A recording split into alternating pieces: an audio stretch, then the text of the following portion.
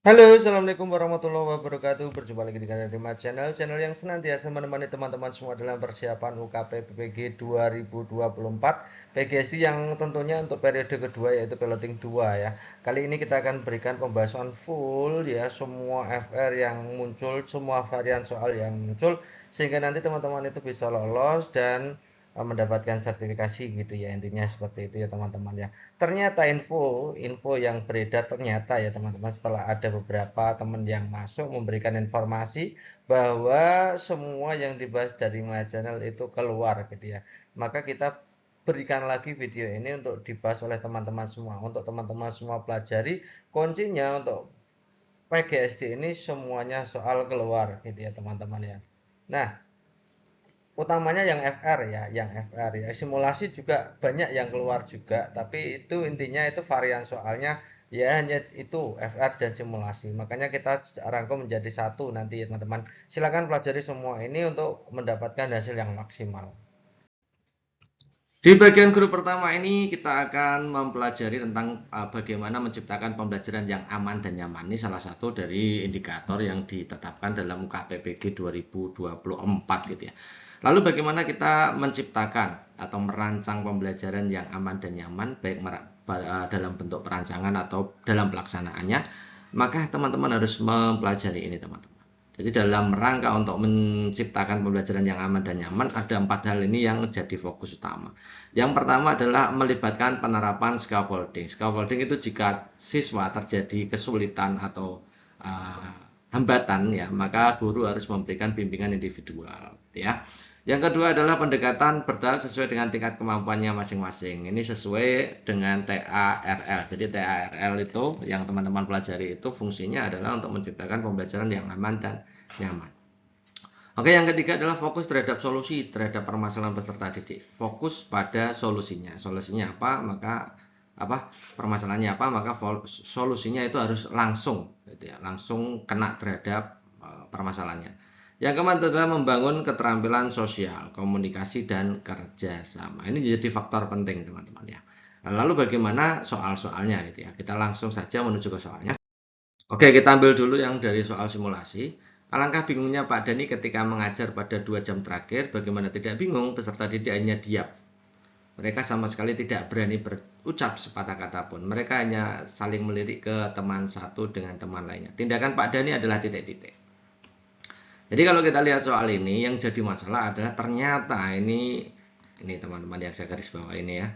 Ini ternyata tidak berani bertanya atau menjawab atau apa. Ini biasanya masalah ketidakpercayaan diri atau mungkin juga masalah kesiapannya yang memang kurang.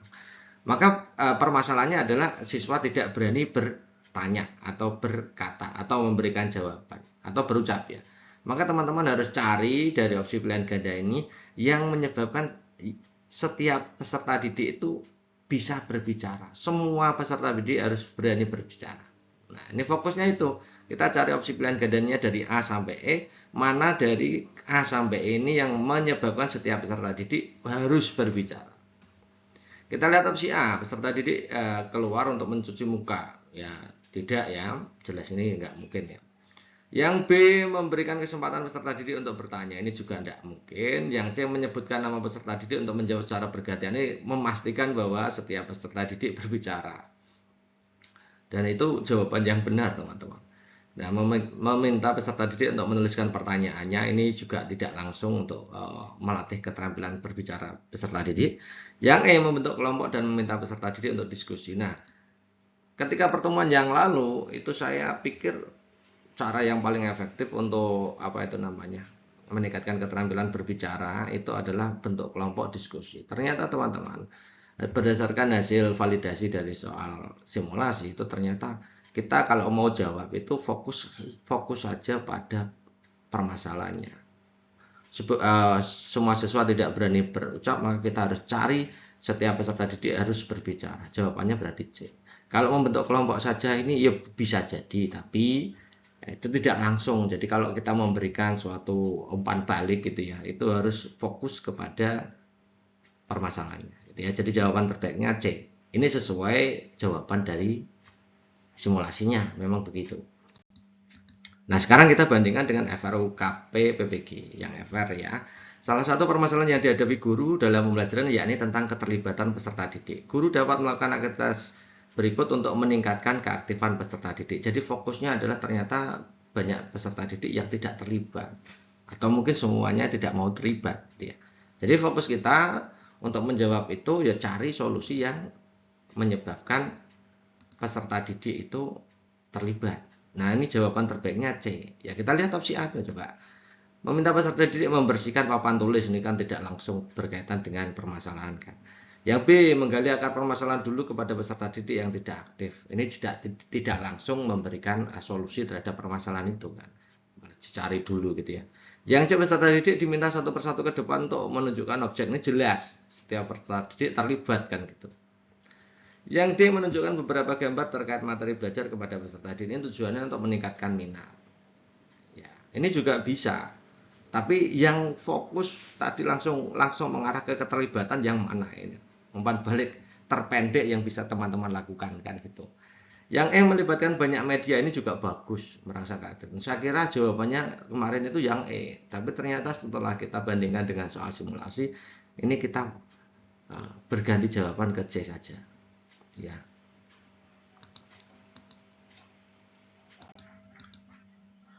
Next, soal berikutnya pada saat pembelajaran memahami ide pokok teks informatif, anak kelas 3 yang memiliki kemampuan kognitif di bawah rata-rata mengalami ketertinggalan. Salah satu perlakuan guru yang tepat untuk mengatasi kondisi ini adalah, jadi permasalahannya tentang ketertinggalan teman-teman. Tidak usah mikir yang aneh-aneh ya, panjang-panjang. Saya juga ini agak terkacau ya dari soal simulasi ini. Saya pikir kemarin itu jawaban yang terbaik ya pemodelan. Itu akan membantu anak ya, sebagai role model untuk ditiru anak gitu ya. Ternyata teman-teman, kalau kita lihat itu mengalami ketertinggalan berarti bagaimana anak bisa minimal sama gitu aja. Nah, kalau kita bahas pengertian masing-masing dari A sampai E, ini untuk pengayaan, berarti pengayaan itu bukan menurut soal ini ya, bukan untuk orang yang sudah mendapat nilai di atas 85 atau berapa itu yang sudah. Itu bukan yang dimaksud, bukan itu. Yang dimaksud adalah memberikan tambahan belajar. Ya. Jam, bisa tambahan jam belajar itu ya. Kalau percepatan itu seperti halnya percepatan dan pemadatan itu mirip-mirip ya. Nah, ini kalau percepatan itu mempercepat keterselesaiannya belajar, kalau pemadatan itu memilih materi esensial untuk dipelajari. Jadi dipadatkan gitu ya. Kemudian kalau pemodelan itu memberikan contoh model yang akan ditiru. Yang E, komunikatif, itu biasanya bentuknya adalah motivasi. Dan motivasi itu tidak langsung bisa mengatasi permasalahan ketertinggalan. Memberikan role model, menjadikan role model itu juga tidak langsung fokus kepada permasalahannya. Ya. Jadi tidak langsung memberikan solusi atas permasalahan. Memilih materi esensial untuk dipelajari juga tidak langsung. Mempercepat keterselesaian belajar apalagi. Ya. Jadi yang paling mungkin ya kalau anak tertinggal ya berikan tambahan jam gitu aja. Sesederhana itu menjawabnya ternyata teman-teman. Jadi jawaban terbaiknya opsi A. Ya, kita masih mengambil dari soal simulasi. Ini terkait dengan bagaimana kita menciptakan pembelajaran yang aman dan nyaman gitu ya. Pada sebuah pembelajaran bahasa Indonesia SD kelas 2, guru sedang mengajarkan kemampuan berbicara dengan santun pada siswanya. Namun ada satu siswa tanya yang memiliki kemampuan rendah dan keinginan yang rendah untuk mengikuti pembelajaran. Dia selalu menolak untuk praktek berbicara. Berikut ini adalah langkah-langkah pembelajaran yang tepat untuk membantu Tina. Jadi umpan balik apa jika Anda sebagai gurunya si Tina, ya, Tania, ya, untuk mengatasi permasalahan ini. Ya. Klik pilihan benar atau salah untuk setiap pernyataan berikut. Nanti yang saya klik yang benar ya. Jadi nanti teman-teman kalau ada soal klik benar apa salah, berarti teman-teman harus menjawab semua A, B, C, D ini, baik benar maupun salah. Kita lihat opsi A ya. Membangun rasa percaya diri dengan memberikan beberapa contoh melalui video anak sedang praktek berbicara. Kasih contoh untuk meningkatkan percaya dirinya. Good ya, ini pasti bisa membantu anak mengatasi ketidakpercayaan dirinya ketika berbicara. Jadi ini yang A ini benar. Kita kasih centang ya, benar ya. Nanti teman-teman centang aja yang benar. Kemudian yang B, membangkitkan rasa ingin tahu dengan mengajak belajar sambil bermain bersama secara berpasangan atau kelompok. Ini juga membantu teman-teman. Langsung ke fokus ke kemampuan siswa berbicara. Ini ada diskusinya. Ya, bermain bersama secara berpasangan artinya di situ nanti ada komunikasinya. Melatih anak untuk percaya diri juga ya, lewat suatu permainan. Jadi B ini juga masuk. Yang C, memberikan pemahaman tentang pentingnya kemampuan berbicara. Ini tidak langsung ya. Ini tidak langsung membantu anak. C ini bukan. Yang D, memberikan beragam media. Media ini tidak langsung membantu anak untuk mencapai kemampuan kepercayaan dirian untuk berbicara. Tidak mungkin ya. Tidak langsung ya. Memberikan penjelasan tentang cara bercerita yang mudah nih, memberikan penjelasan, memberikan pemahaman itu tidak efektif. Jadi tidak usah dipakai. Maka jawabannya A dan B. Ingat teman-teman, untuk benar salah itu biasanya maksimal 3 yang benar. Nah, kebanyakan jawaban yang benar itu 2. Jadi nanti teman-teman jadi fokusnya ya, itu kalau ada jawaban benar salah atau pilihan ganda kompleks itu ambil 2 saja. Itu saya sudah teliti, banyak yang 2-nya. 3 itu sedikit sekali. Jadi nanti ambil saja, kalau sudah 2 begini Anda merasa yakin maka itu jawabannya yang benar. Itu ya. Menuju ke FRU KPPG, bagaimana menciptakan lingkungan belajar yang aman dan nyaman. Pak Harun adalah kepala sekolah di suatu sekolah dasar. Pak Harun menerapkan Permendikbud nomor 18 tahun 2016 tentang pengenalan lingkungan sekolah bagi peserta didik baru. Tujuan Pak Harun menerapkan aturan tersebut adalah ini MPLS ya, MPLS tahun 18 tahun 2016 ini tentang menciptakan suatu pengenalan lingkungan yang menghindari ya TPPK lah. Ya, TPPK. Yang A, bertujuan untuk menciptakan lingkungan sekolah yang bersih, sehat, bebas rokok untuk peserta didik. Bukan. Ya, ini tentang pencegahan tidak kekerasan dan harusnya kan itu ya, terkait dengan Permendikbud itu. Yang kedua, untuk mengatur tentang kegiatan sehari-hari di sekolah yang harus diterapkan oleh peserta didik. Ini masuk ya. Ini masuk. Yang C, untuk melarang tindakan perpeloncoan. Ini juga masuk. Yang D, untuk koordinasi proses pembelajaran yang aman dan nyaman. Ini sudah mengakomodasi B. Menyenangkan serta menghindari warga sekolah dari unsur-unsur tindak kekerasan. Ini C juga sudah masuk. Jadi B dan C ini sudah diwakili D. Mengatur tentang buku yang digunakan peserta didik itu juga sudah masuk di D. Maka jawaban terbaiknya opsi D. Kita gunakan simulasi lagi. Bu Wati, seorang guru SD, akan membelajarkan materi tentang penerapan luas lingkaran dalam kehidupan sehari-hari. Ibu Wati merencanakan kegiatan pembelajaran kolaboratif, pembelajaran yang melibatkan interaksi siswa dalam kerjasama. Ya. Kegiatan ini dimaksud agar peserta didik memiliki tanggung jawab, kemandirian, kerjasama, ya, kemudian tidak ada bullying, tidak ada pemaksaan kehendak. Ini berarti sama dengan tadi ya, TPPK. Bagaimana menciptakan lingkungan belajar yang aman dan nyaman tanpa ada bullying, tanpa ada tindakan kekerasan. Dalam perencanaan itu dibicarakan tentang aturan yang harus dilaksanakan oleh peserta didik dalam kegiatan. Aktivitas pendukung, alat bahan yang dapat diakses, cara dan langkah kerja untuk menyelesaikan rencana kegiatan secara kolaboratif. Model pembelajaran yang dipraktekkan oleh Bu Wati mencerminkan pemberian kesempatan peserta didik untuk titik-titik. Kita lihat opsinya. A, merasa aman dan nyaman dalam pembelajaran, yes. B, patuh melaksanakan ajaran agama, tidak langsung ya. C, menjadi pribadi yang jujur dan bersikap tidak mencontek, ini juga tidak langsung.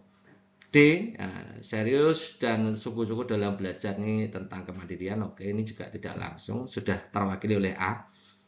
Menempatkan kepentingan orang lain di atas kepentingan pribadi, ini juga sudah diwakilkan oleh A. Maka jawaban terbaiknya opsi A.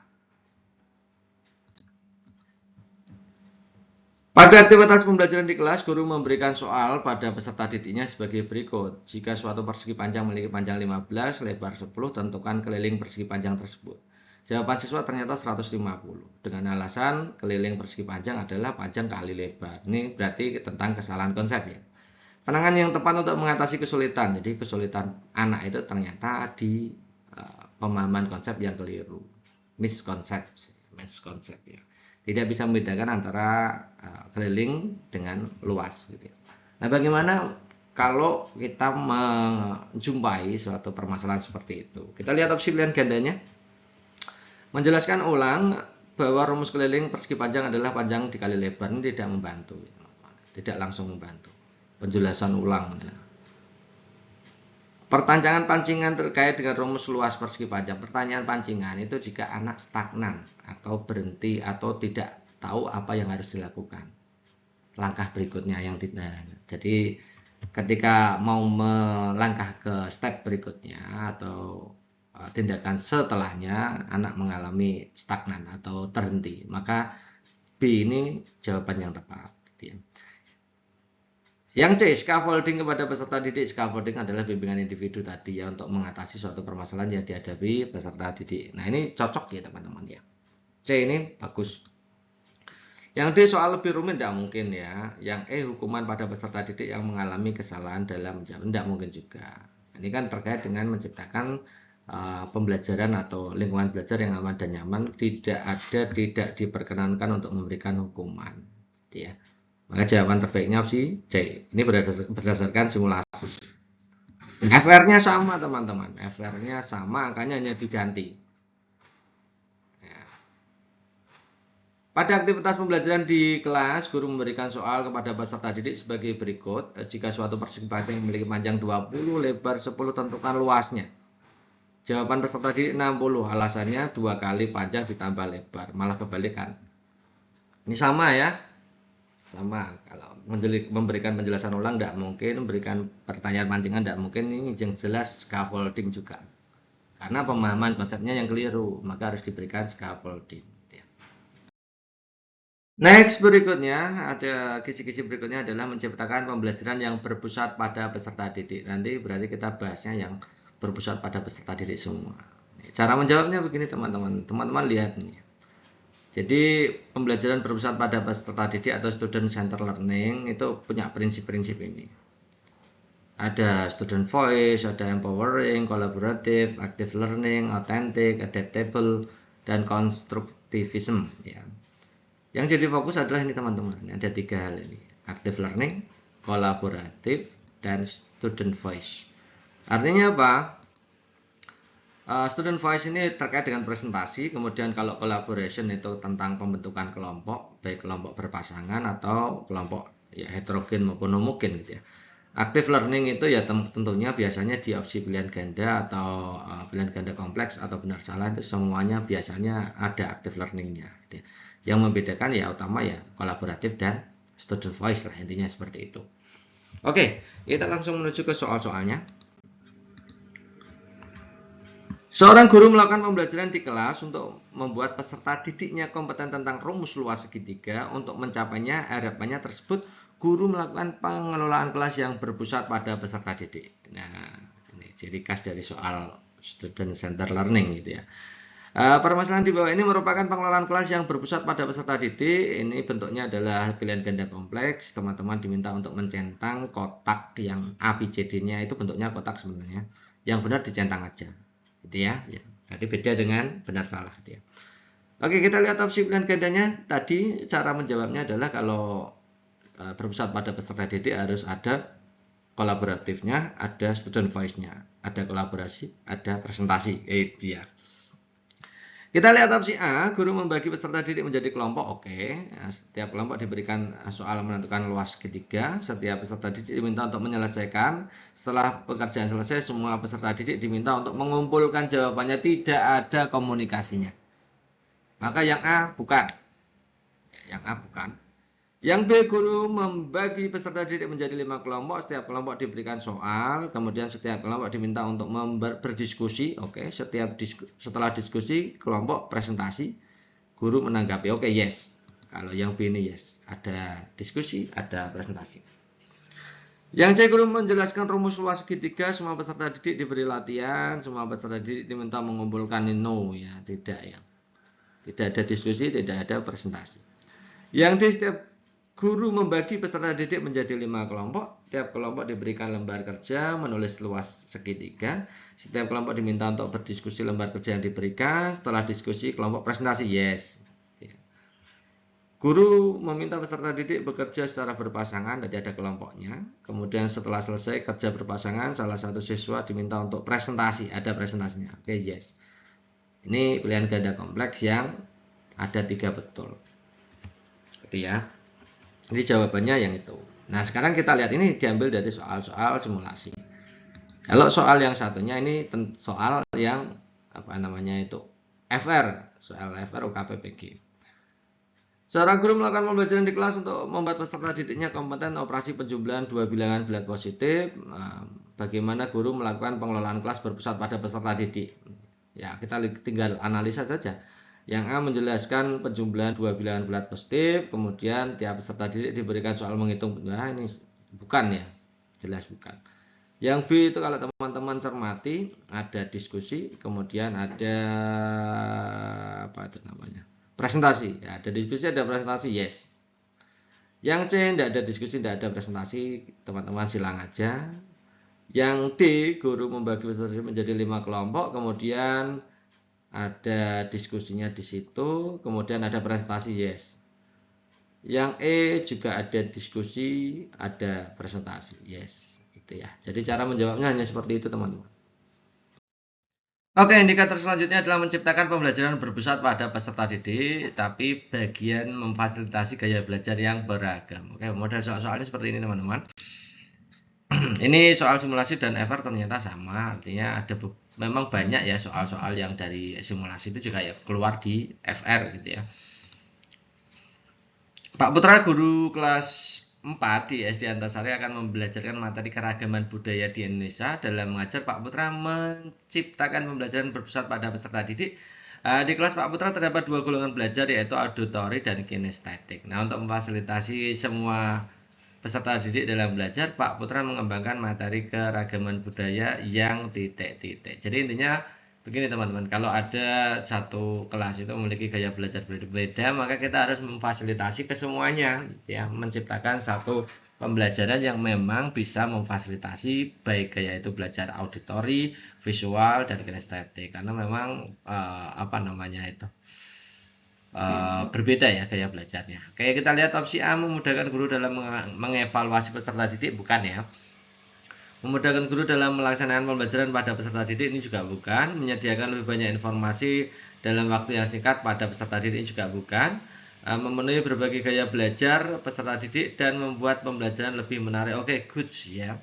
Yang D ini cocok. Yang E, memastikan penyampaian materi lebih cepat, lebih mudah dipahami, bukan. Jadi ini tentang pelaksanaan pembelajaran berpusat pada peserta didik yang memfasilitasi gaya belajar, ya yang di ini. Soal berikutnya kita ambil dari FR. Nah, Bu Novata yang akan mengajarkan materi IPA di kelas 5 SD menghadapi kelas dengan peserta didik gaya belajarnya berbeda. Tani lebih suka belajar melalui mendengarkan penjelasan, Sekar lebih suka visualisasi. Jadi ada yang auditori, ada yang visual, ada yang juga yang Jajat ini belajarnya cenderung ke eksperimen. Jadi ada tiga-tiganya. Sebagai seorang guru SD, bagaimana cara guru supaya dapat mengembangkan konten pembelajaran IPA SD yang dapat memfasilitasi ketiga gaya belajar tersebut? Bentuk soalnya adalah bentuk soal pilihan ganda kompleks. Teman-teman diminta untuk mencentang kotak ya, yang benar. Oke. Yang A, memberikan penjelasan lisan dengan detail, bukan ya. Kalau lisan dan detail itu hanya fokus ke auditori. Kemudian yang B, menggunakan gambar dan diagram tanpa penjelasan verbal, ini fokus ke visual saja, tidak mungkin.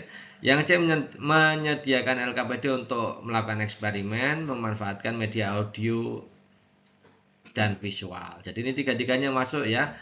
Mengerjakan LKPD itu masuk di eksperimen ya, itu masuk di kinestetik. Kemudian media audio itu untuk auditori, kemudian visual juga visual. C ini ketiga-tiganya bisa dilakukan. Yang D, mengintegrasikan penjelasan lisan, visual, dan eksperimen dalam konten pembelajaran. Ikut ya. Lisan, visual, dan eksperimen tiga-tiganya terpenuhi. Kemudian yang E, memberikan tugas yang panjang kepada siswa sebagai bentuk evaluasi, bukan. Jadi jawaban terbaiknya opsi C dan D. Next berikutnya, Ibu Siva dihadapkan dengan peserta didik yang memiliki gaya belajar auditori dan kinestetik. Ini lebih suka belajar melalui mendengarkan, artinya auditori, dan diskusi, sementara Edo lebih suka belajar dengan percobaan langsung atau eksperimen langsung, atau pelajarannya, gaya belajarnya termasuk kinestetik gitu ya. Cara yang dapat dilakukan Ibu Siva dalam menyusun pembelajaran IPA di kelas 5 SD yang cocok kira-kira apa? Ya, jadi menyediakan pembelajaran yang memfasilitasi auditori dan kinestetik. Kita lihat opsi A. Mengabaikan preferensi belajar peserta didik menggunakan metode standar tidak mungkin. Ya. Ini juga pilihan ganda kompleks ya. Memberikan penjelasan lisan tanpa interaksi, ini fokus ke auditori tidak mungkin gitu ya. Menyediakan kesempatan bagi peserta didik untuk melakukan percobaan, ini hanya fokus ke apa namanya itu kinestetik tidak mungkin ya.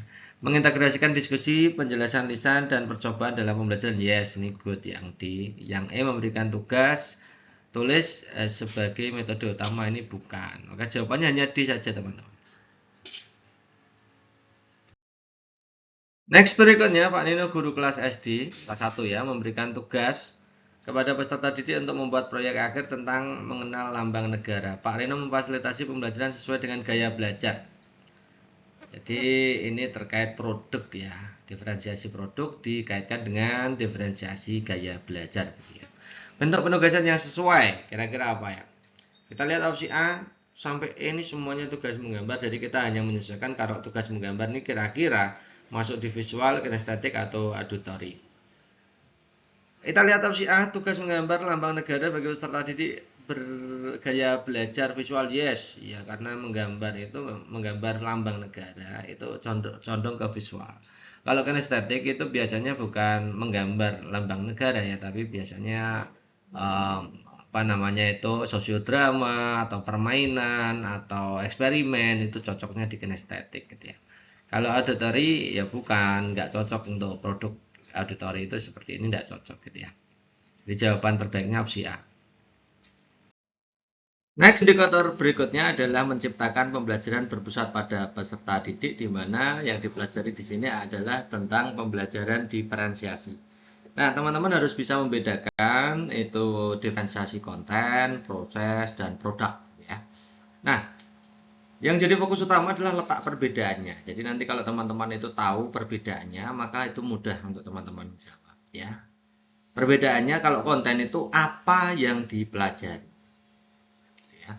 Yang kedua kalau proses itu bagaimana cara mempelajari. Yang ketiga produk itu hasil dari pembelajaran itu apa. Ya teman-teman, itu yang jadi fokus. Nah, ini aja yang jadi kita patokannya. Terus soalnya bagaimana, coba kita lihat. Terdapat 3 hal yang dapat dimodifikasi dalam membuat rancangan pembelajaran dengan pendekatan pembelajaran diferensiasi. Itu meliputi konten, proses, produk, 3 hal itu ya.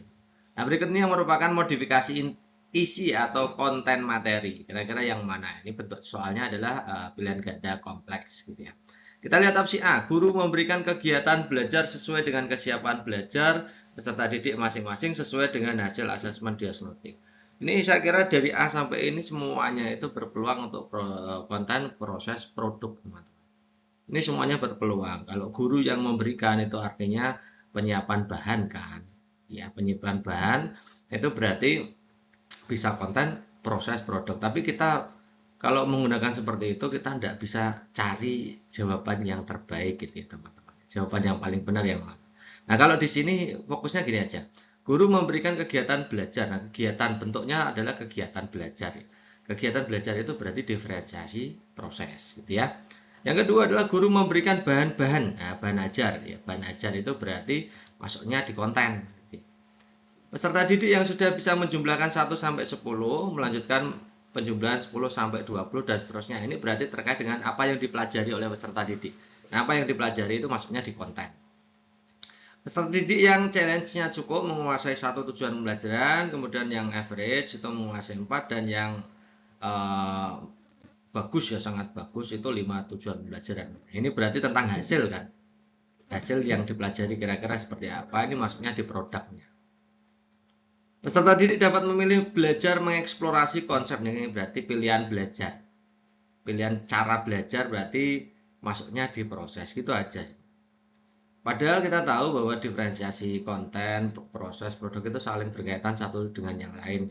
Kalau memilih belajar misalkan ya, peserta didik dapat memilih belajar melalui video, diskusi tanya jawab itu juga sebenarnya konten juga bisa.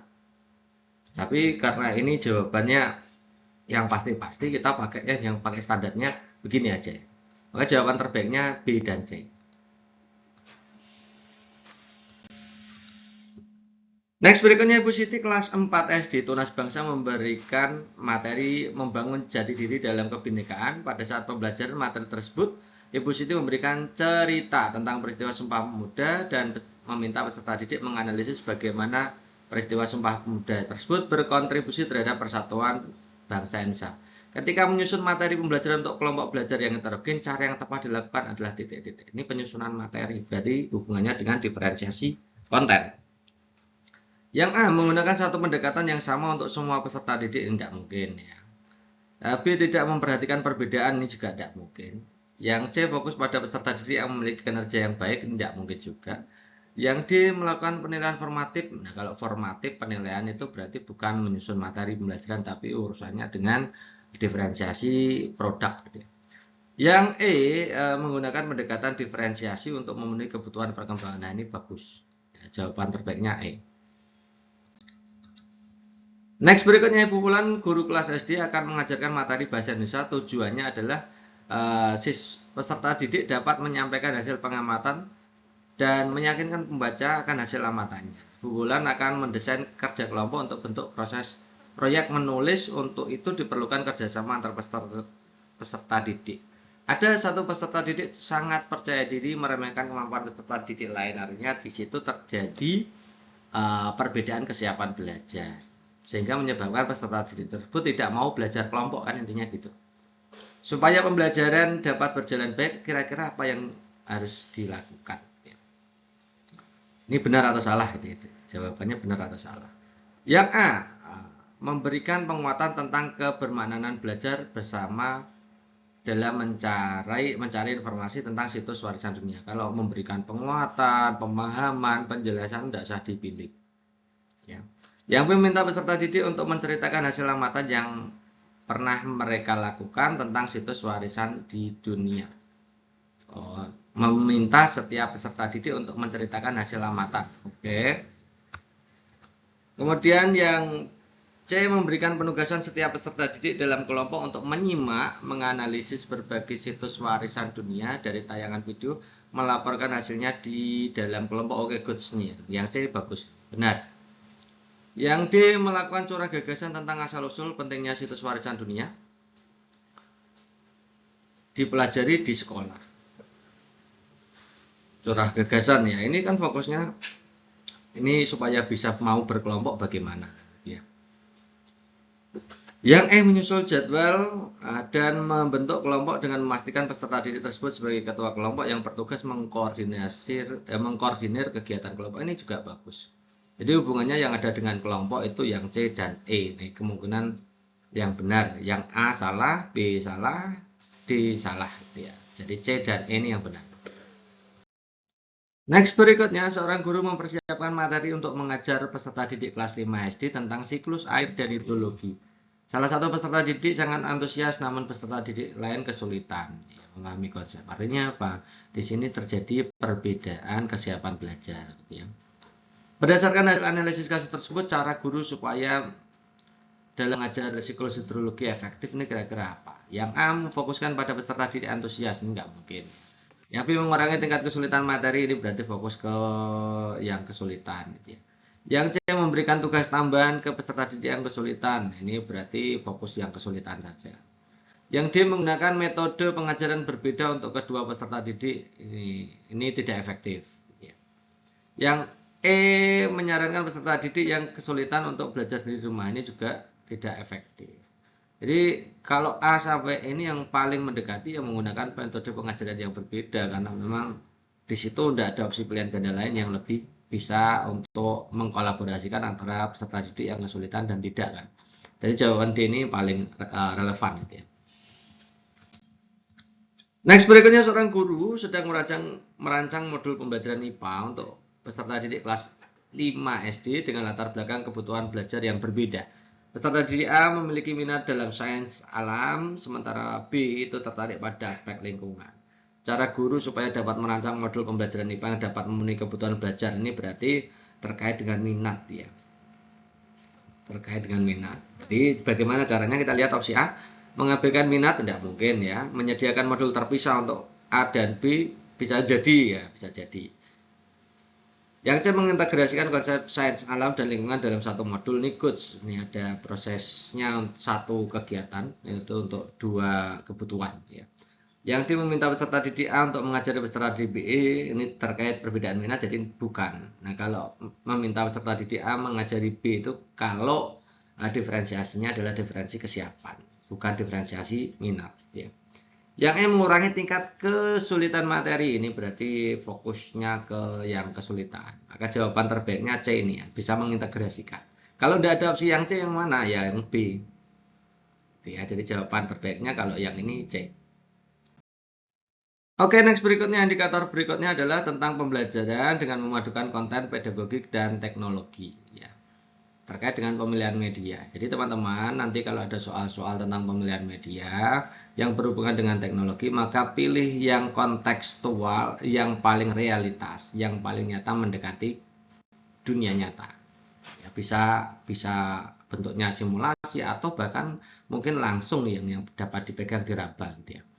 Oke, kita bahas soalnya satu persatu. Nah, ini Pak Suryo, seorang guru SD mata pelajaran IPA ingin memperkenalkan teknologi saat mengajarkan pada siswa bagaimana mendemonstrasikan penerapan konsep gelombang cahaya dalam kehidupan sehari-hari. Teknologi yang dipertimbangkan, jadi ini mendemonstrasikan penerapan konsep gelombang, ini yang paling realitas yang mana? Kita lihat opsi A, simulasi, aplikasi simulasi untuk memperagakan penggunaan gelombang cahaya dalam kehidupan sehari-hari. Ini good ya, ini bentuknya simulasi. Yang B bentuknya hanya video berisi materi, jadi bagus yang simulasi, lebih realitas. Yang C kuis dan kuis interaktif, tapi ini fokusnya ke pemahaman siswa dan tentang kegunaan gelombang cahaya. Ini kuis interaksi, kuis ini kurang ya.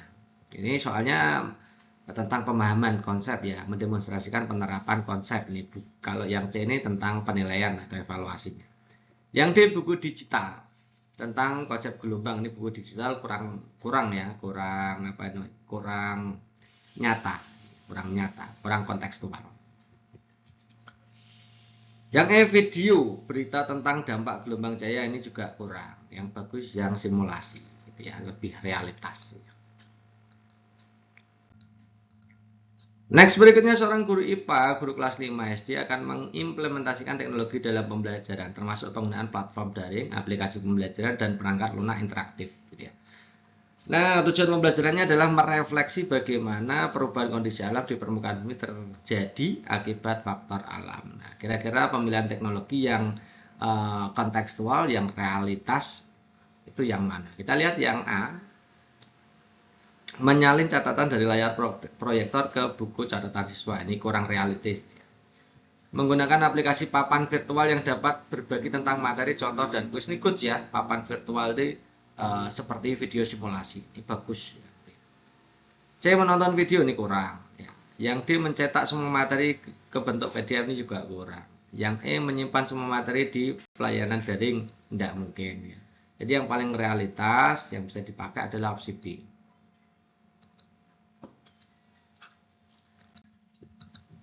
Next berikutnya, tujuan pembelajaran yang ingin dicapai guru SD Sukarya adalah peserta didik dapat menyebutkan contoh hak dan kewajiban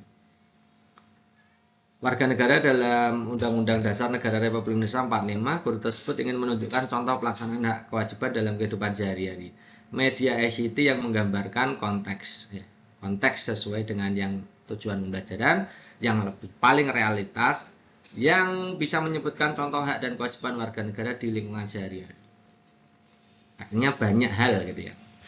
Yang A, gambar. Nah, gambar ini kurang ya teman-teman. Biasanya kalau hanya gambar itu kurang realistis, kurang memberikan banyak contoh gitu ya. Yang B, bagan, ini juga tidak mungkin ya. Yang C, infografis itu seperti bagan, juga kurang realistis ya.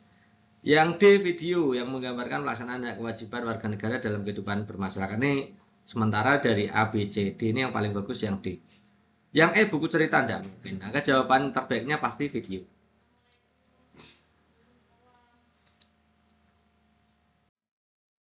Next berikutnya, tujuan pembelajaran pada mata pelajaran Pancasila di SD adalah peserta didik dapat mengidentifikasi keragaman budaya di Indonesia. Nah, media yang kreatif inovatif untuk mencapai tujuan itu kira-kira apa? Saya ulangi, tujuan pembelajaran di SD adalah peserta didik dapat mengidentifikasi keragaman budaya. Ini mengidentifikasi ya.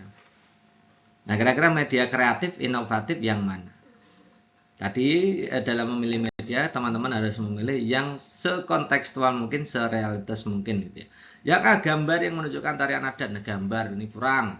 Yang B, buku cerita tidak mungkin. Yang C, poster kurang. Yang D, presentasi. Oke, presentasi boleh. Dari A, B, C, D ini yang paling bagus presentasi. Kemudian yang E ada yang lebih bagus lagi yaitu augmented reality. Jadi seperti video realitas ya.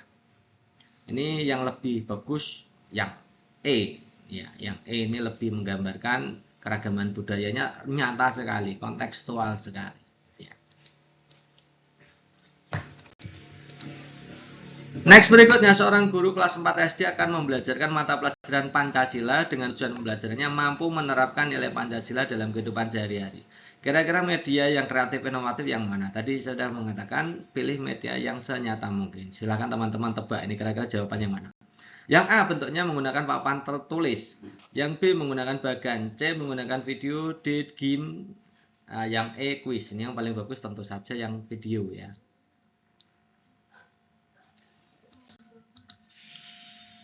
Rumusan tujuan pembelajaran berbunyi melalui penggunaan media pembelajaran peserta didik menentukan jaring-jaring balok. Kira-kira media yang apa yang paling kontekstual, paling realistis? Media presentasi yang menayangkan berbagai jenis jaring-jaring balok, oke. Gambar berbagai jenis balok di papan tulis, nih kalau gambar kurang ya. Yang C, gambar berbagai jenis balok pada kertas berpetak, ini juga kurang realitas. Yang D, kerangka balok terbuat dari kawat. Kalau kerangka balok ini hubungannya bukan ke jaring-jaring ya, bukan, tidak bisa. Yang E, balok dari kertas yang dapat dibuka membentuk jaring-jaring balok, ini lebih realistis. Anak bisa langsung berinteraksi dengan medianya tersebut dan bisa terlihat jelas kira-kira ini bangunnya seperti apa kalau dibuat menjadi jaring-jaring apa. Ini paling realistis ya. Antara A dan E bagus mana? Yang E. Ini lebih realistis.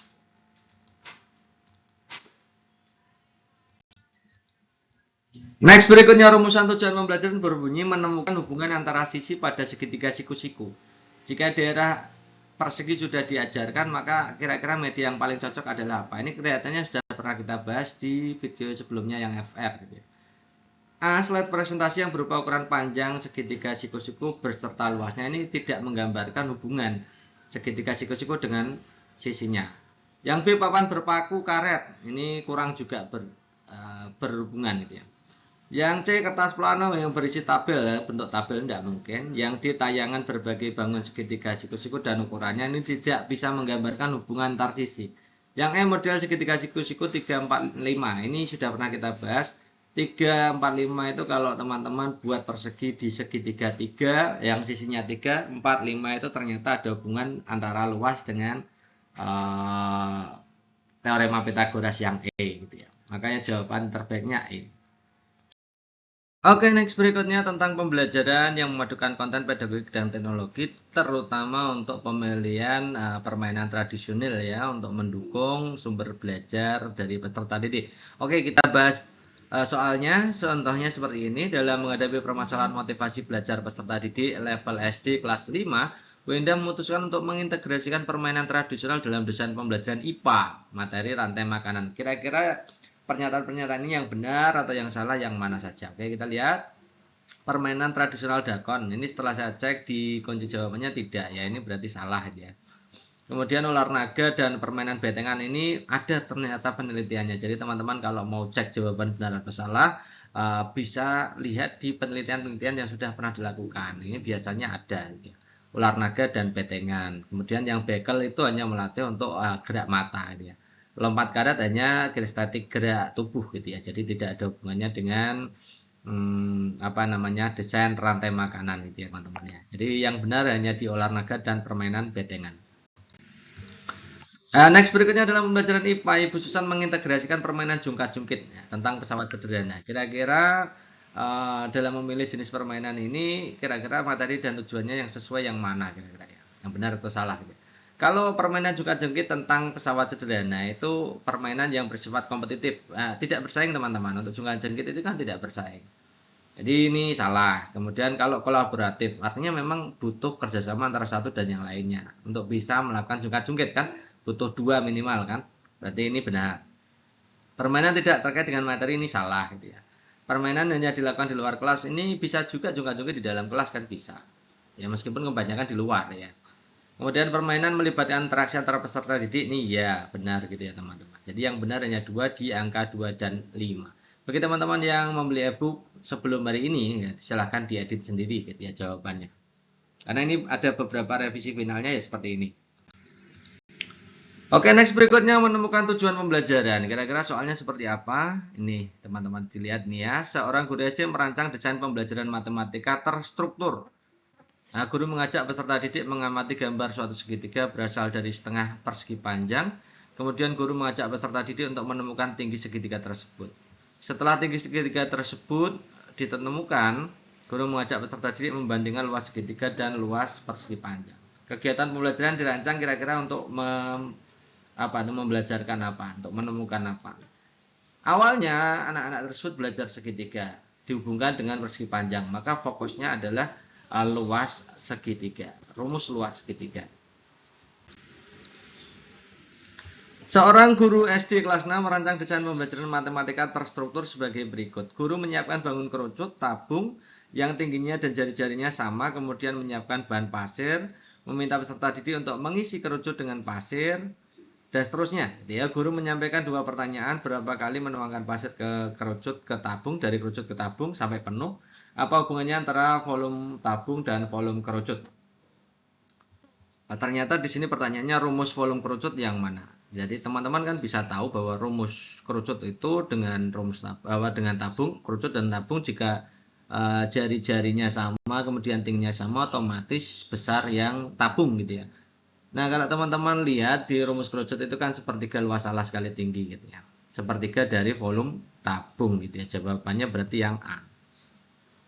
Ini sudah pernah kita bahas dan ini kita validasi benar gitu ya. Kemudian pemanfaatan lingkungan sekitar. Coba kita lihat.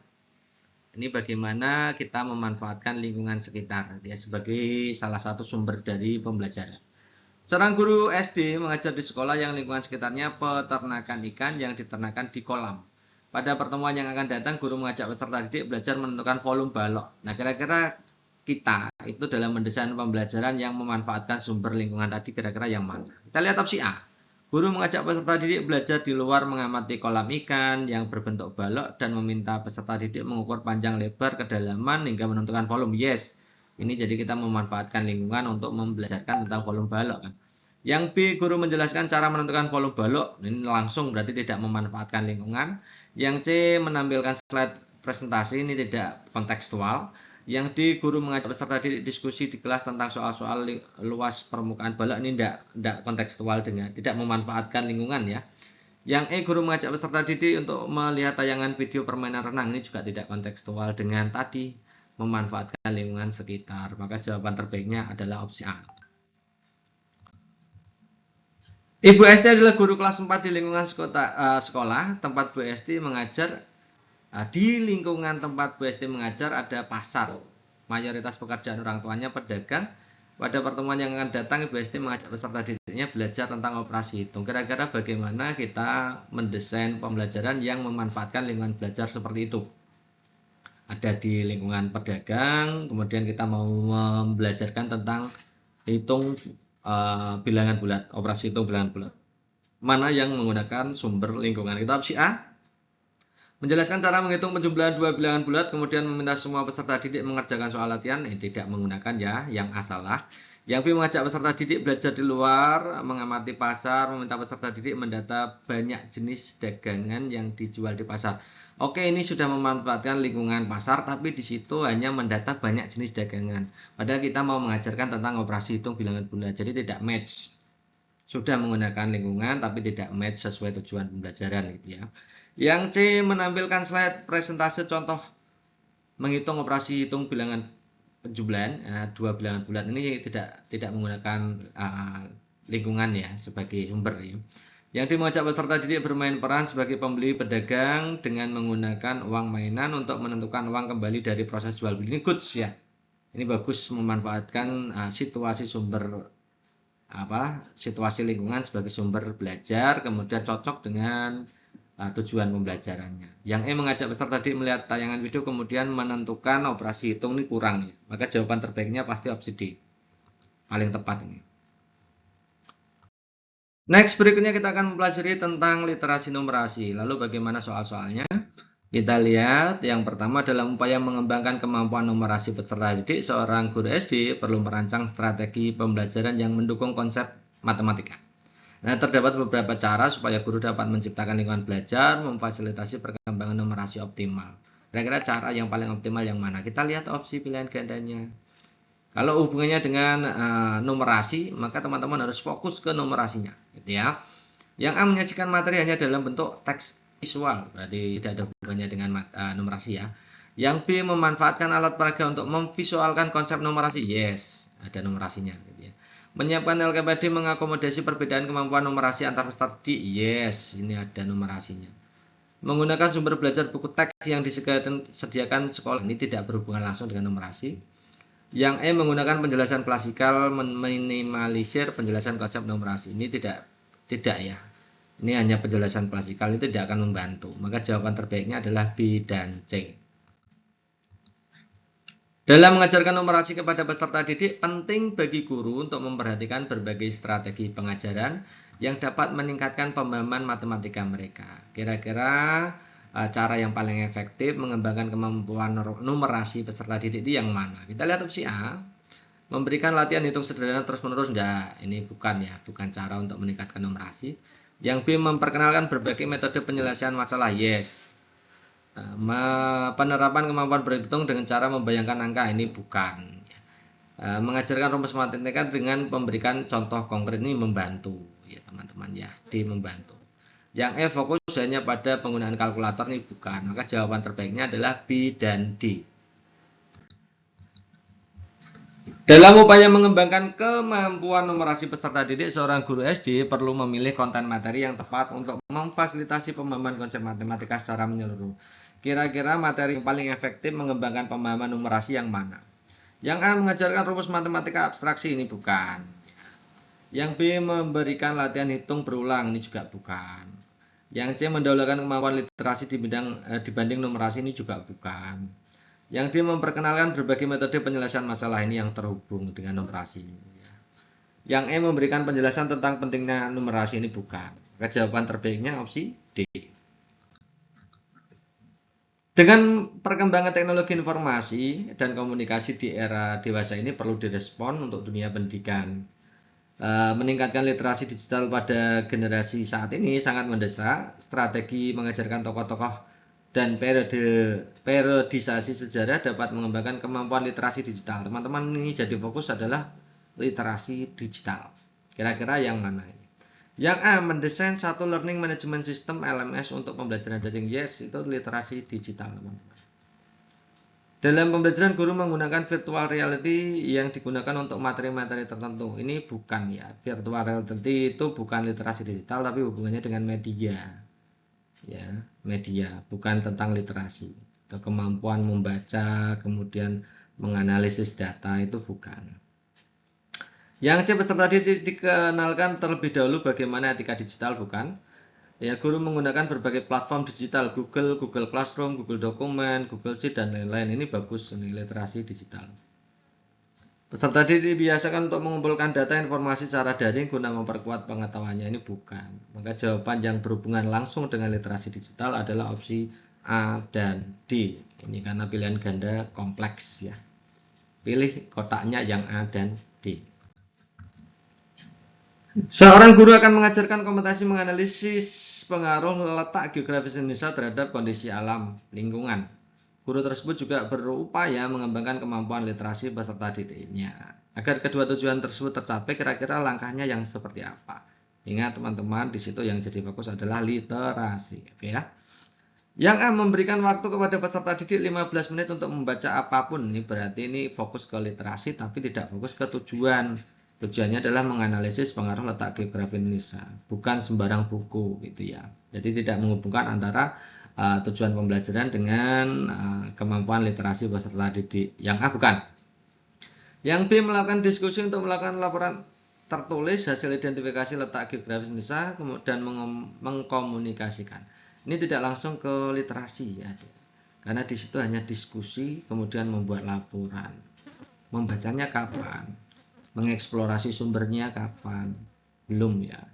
Yang C, menyiapkan instrumen pengukuran pemahaman peserta didik tentang letak geografis dan pengaruhnya pada alam. Ini bukan ya, jelas bukan. Yang D, peserta didik diminta mencari informasi. Nah, mencari informasi itu berarti berhubungan dengan literasi kan. Dengan berbagai moda, oke. Kemudian tentang letak geografis Indonesia ini berarti cocok ya. Yang D ini masuk. Terhubung antara literasi dengan tujuan pembelajaran. Menganalisis pengaruh letak geografi. Yang E, peserta didik diminta untuk diskusi tentang informasi yang didapatkan dari hasil membaca beragam referensi. Ini berarti literasi. Tentang letak geografi Indonesia berarti sesuai dengan tujuan. Ya, jadi dua-duanya ini sesuai tujuan. Maka jawaban terbaiknya opsi D dan E. Next berikutnya adalah menemukan indikator pencapaian belajar. Oke, kita akan bahas soal-soalnya. Sebuah modul ajar IPAS di sekolah dasar kelas 5 mencakup konsep tentang struktur dan fungsi tumbuhan. Indikatornya level 4, C4 ya. C4 itu analisis teman-teman. Jadi teman-teman harus bisa membedakan C1 sampai C6. Saya berikan gambarannya begini. C1 itu urusannya dengan proses mengingat, ya, remembering ya. Itu biasanya kata-kata kerjanya adalah menyebutkan. Ya, menyebutkan definisi, menyebutkan apa-apa. Kalau menyebutkan itu maksudnya di C1. Yang dua adalah menjelaskan. Menjelaskan itu kata kerja operasional yang lain, contohnya adalah mengidentifikasi. Gitu ya. Kemudian yang ketiga adalah menerapkan, itu menghitung, kemudian dan lain-lain gitu ya. Menentukan itu masuk di C3. Keempat adalah analisis. Analisis C4 itu analisis. Jadi kata kerja operasional yang bersesuaian dengan analisis contohnya menelaah, menguraikan, merinci, menganalisis itu masuknya di C4. Teman-teman bisa catat itu sendiri ya, tapi tidak saya tulis di sini memang karena kita sudah pernah bahas. C5 itu membandingkan, mengevaluasi, menafsirkan, memprediksi masuk C5, menyimpulkan masuk C5. Kemudian C6 mencipta, membuat itu masuknya, mengkreasi itu masuknya di C6. Membuat, mengkreasi, mencipta, merekonstruksi dan lain-lain. Itu ya. Nah, kita sekarang tinggal cocokkan level kognitifnya pengennya C4. Kalau menggambar itu bukan masuk di kognitif teman-teman, tapi maksudnya di keterampilan atau psikomotorik. Jadi bukan. Menyebutkan nama-nama kan C1, kognitif ya, betul. C1 tapi menganalisis masuk di C4. Jadi C ini jawaban yang benar. Ya, menanam itu keterampilan teman-teman, bukan masuk di kognitif gitu ya. Menuliskan manfaat tumbuhan. Ini tahu manfaat itu berarti tahu penerapannya kan gitu ya. Tahu manfaat, kemudian tahu berbagai contoh itu masuknya di penerapan atau C3. Jadi E itu C3. Maka jawaban terbaiknya opsi C gitu ya. Nah, lagi teman-teman, ada sebuah modul ajar IPA di sekolah dasar, isi kontennya tentang memperkenalkan konsep gerak benda dan gaya. Kemudian peserta didik belajar tentang berbagai jenis gaya yang mempengaruhi gerak benda. Guru ingin mengukur pemahaman peserta didik tentang konsep, indikator yang dipakai adalah kognitif level C5, kognitif level 5. Kira-kira pemahaman peserta didik yang mana yang mencerminkan C5? Kita lihat opsi pilihan gantinya yang A. Tadi teman-teman sudah saya jelaskan ya. Yang A, mengidentifikasi benda-benda di sekitar, menerapkan dalam kehidupan sehari-hari. Identifikasi masuk C2. Kalau menerapkan masuk C3. Jadi bukan ya. Yang B, mengikuti instruksi gerak sederhana dan penerapan dalam kehidupan sehari-hari.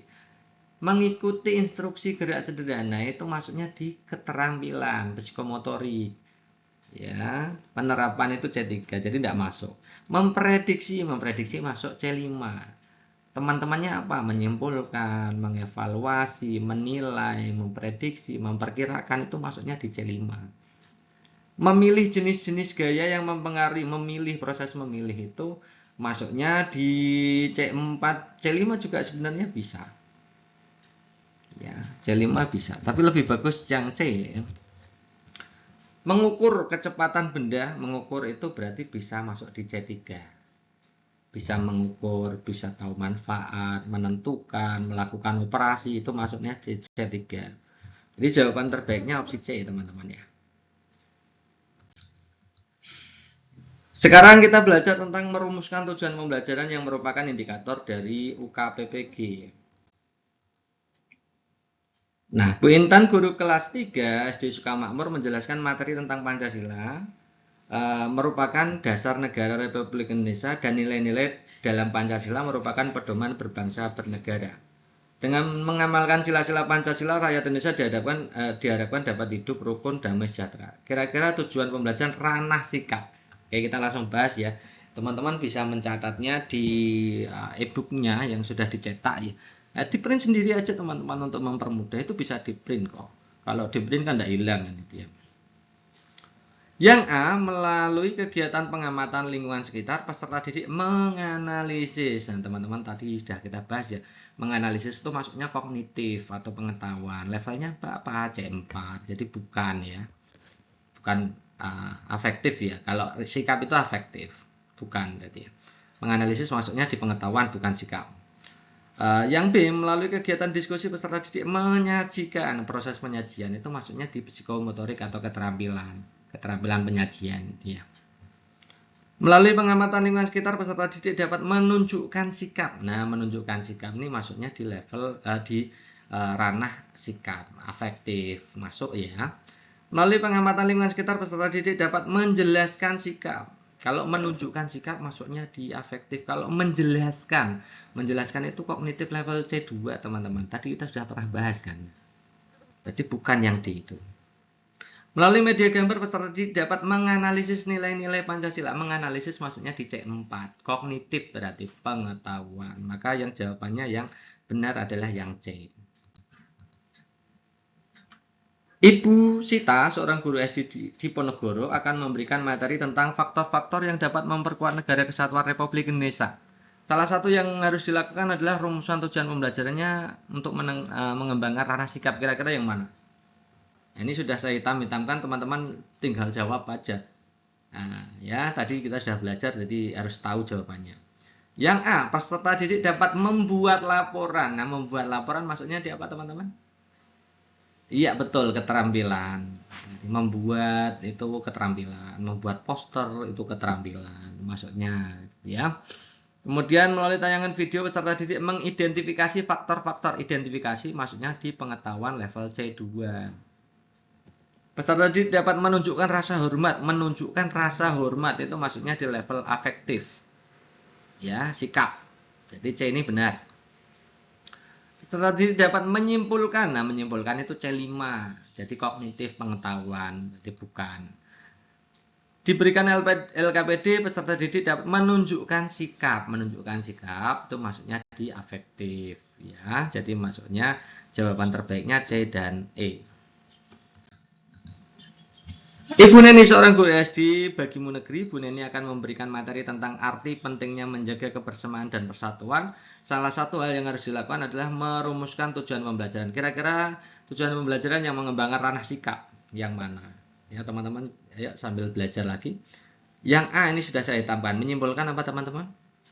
Menyimpulkan itu maksudnya di C5, berarti kognitif, maksudnya di pengetahuan. Peserta didik mampu menghargai, menunjukkan tadi maksudnya di level afektif atau sikap. Membuat laporan itu maksudnya di keterampilan penyajian ya. Kemudian peserta didik membuat laporan juga keterampilan. Menunjukkan perilaku mandiri ini maksudnya sikap. Maka jawaban yang benar yang sikap B dan E, teman-teman, karena di sini soalnya bentuknya adalah soal pilihan ganda kompleks. Kalau pilihan ganda kompleks tidak boleh ditambahin, tidak boleh dikurangi, teman-teman. Kalau seandainya jawabannya B dan E, teman-teman hanya menjawab yang benar B, maka itu salah. dua-duanya harus dicentang. Tidak boleh salah satu atau tidak boleh lebih. Misalkan ini B dan C, E benar teman-teman, ditambahi teman-teman memilih yang D juga dicentang, itu nanti tetap jawabannya salah. Itu ya, harus tepat. Elemen fase B mendeskripsikan keragaman budaya dan upaya pelestariannya. Tujuan pembelajaran yang cocok kira-kira yang mana? Ini saya kira kemarin itu teman-teman saya agak kesalahan dengan apa itu memahami kata kerja operasionalnya. Kalau teorinya mendeskripsikan itu masuknya di C2 sebenarnya mendeskripsikan. Tapi di sini ada kata-kata upaya pelestariannya. Berarti mendeskripsikan hubungannya dengan upaya pelestariannya masuknya ada hubungan. Jadi masuknya di C4 teman-teman. Kalau menghubungkan, menganalisis, merinci itu masuknya di C4. Ini dianggap berarti mendeskripsikan di sini adalah merinci. Nah, karena merinci masuknya di C4. Ya. C4 tadi apa saja? Analisis, menguraikan, menelaah, merinci, itu masuknya di C4. Menghubungkan, mengkorelasikan itu C4. Ya, teman-teman bisa tulis saja lah. Nanti supaya bantu ketika soalnya ada kata kerja yang lain gitu ya. C4 itu menganalisis, menelaah, merinci, menguraikan, menghubungkan, mengkorelasikan itu. Pokoknya hubungannya dengan itu. Kita lihat opsi A, peserta didik mampu menguraikan. Menguraikan maksudnya di C4. Membandingkan C5. Ya, tadi kita sudah bahas ya, membandingkan, menyimpulkan, menilai, memilih. Memilih itu bisa C4, bisa C5. Ya, kemudian menafsirkan, memprediksi maksudnya di C5. Peserta didik mampu menggambarkan keragaman, menggambar itu maksudnya keterampilan teman-teman. Menciptakan sebuah tari baru, menciptakan itu masuknya di C6, kognitif 6. Menunjukkan sikap itu masuknya di afektif. Nah, karena di sini masuknya di soalnya adalah pengetahuan C4, maka jawaban terbaiknya pasti opsi A. Pada mata pelajaran PPKN, guru menjelaskan tentang tarian adat tradisional. Menjadi salah satu keragaman budaya Indonesia yang terkenal, banyak diperlihatkan di acara penting baik nasional maupun internasional di berbagai provinsi di Indonesia memiliki tarian tradisional sendiri.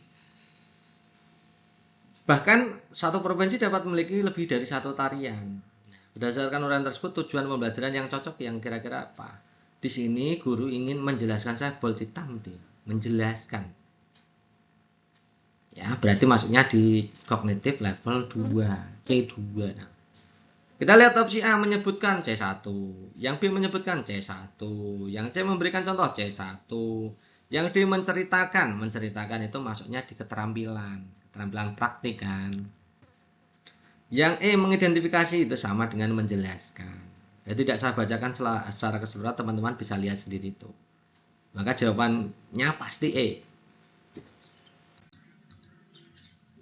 Oke, kita lanjutkan dengan pembelajaran berbasis project. Ini juga masuk ya. Seorang guru kelas 4 mengajar mata pelajaran PPKN, elemennya adalah Undang-Undang Dasar Negara Republik Indonesia tahun 45. Materi yang disampaikan pada elemen ini tentang hak dan kewajiban peserta didik di rumah dan di sekolah. Dalam konteks pembelajaran berbasis project, tindakan yang dilakukan guru yang mana kira-kira? Yang A, memilih project relevan dengan tahap perkembangan dan minat, yes. Menilai proyek berdasarkan kesamaan hasil tidak mungkin, karena ini terkait pembelajaran diferensiasi. Jadi hubungannya pembelajaran proyek itu digunakan untuk pembelajaran diferensiasi. Yang C, memberikan proyek berdasarkan keinginan dari peserta didik. Oke, itu juga boleh ya.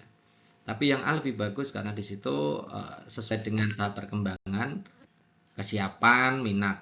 Yang D ini yang C ini hanya berdasarkan minat ya. Yang dia memberikan proyek didasarkan pada lembar kerja peserta didik, berarti ini bukan, berarti berdasarkan keinginan guru, berarti yang D. Yang E, melaksanakan proyek sesuai dengan perencanaan yang telah ditetapkan peserta didik, ini bukan juga.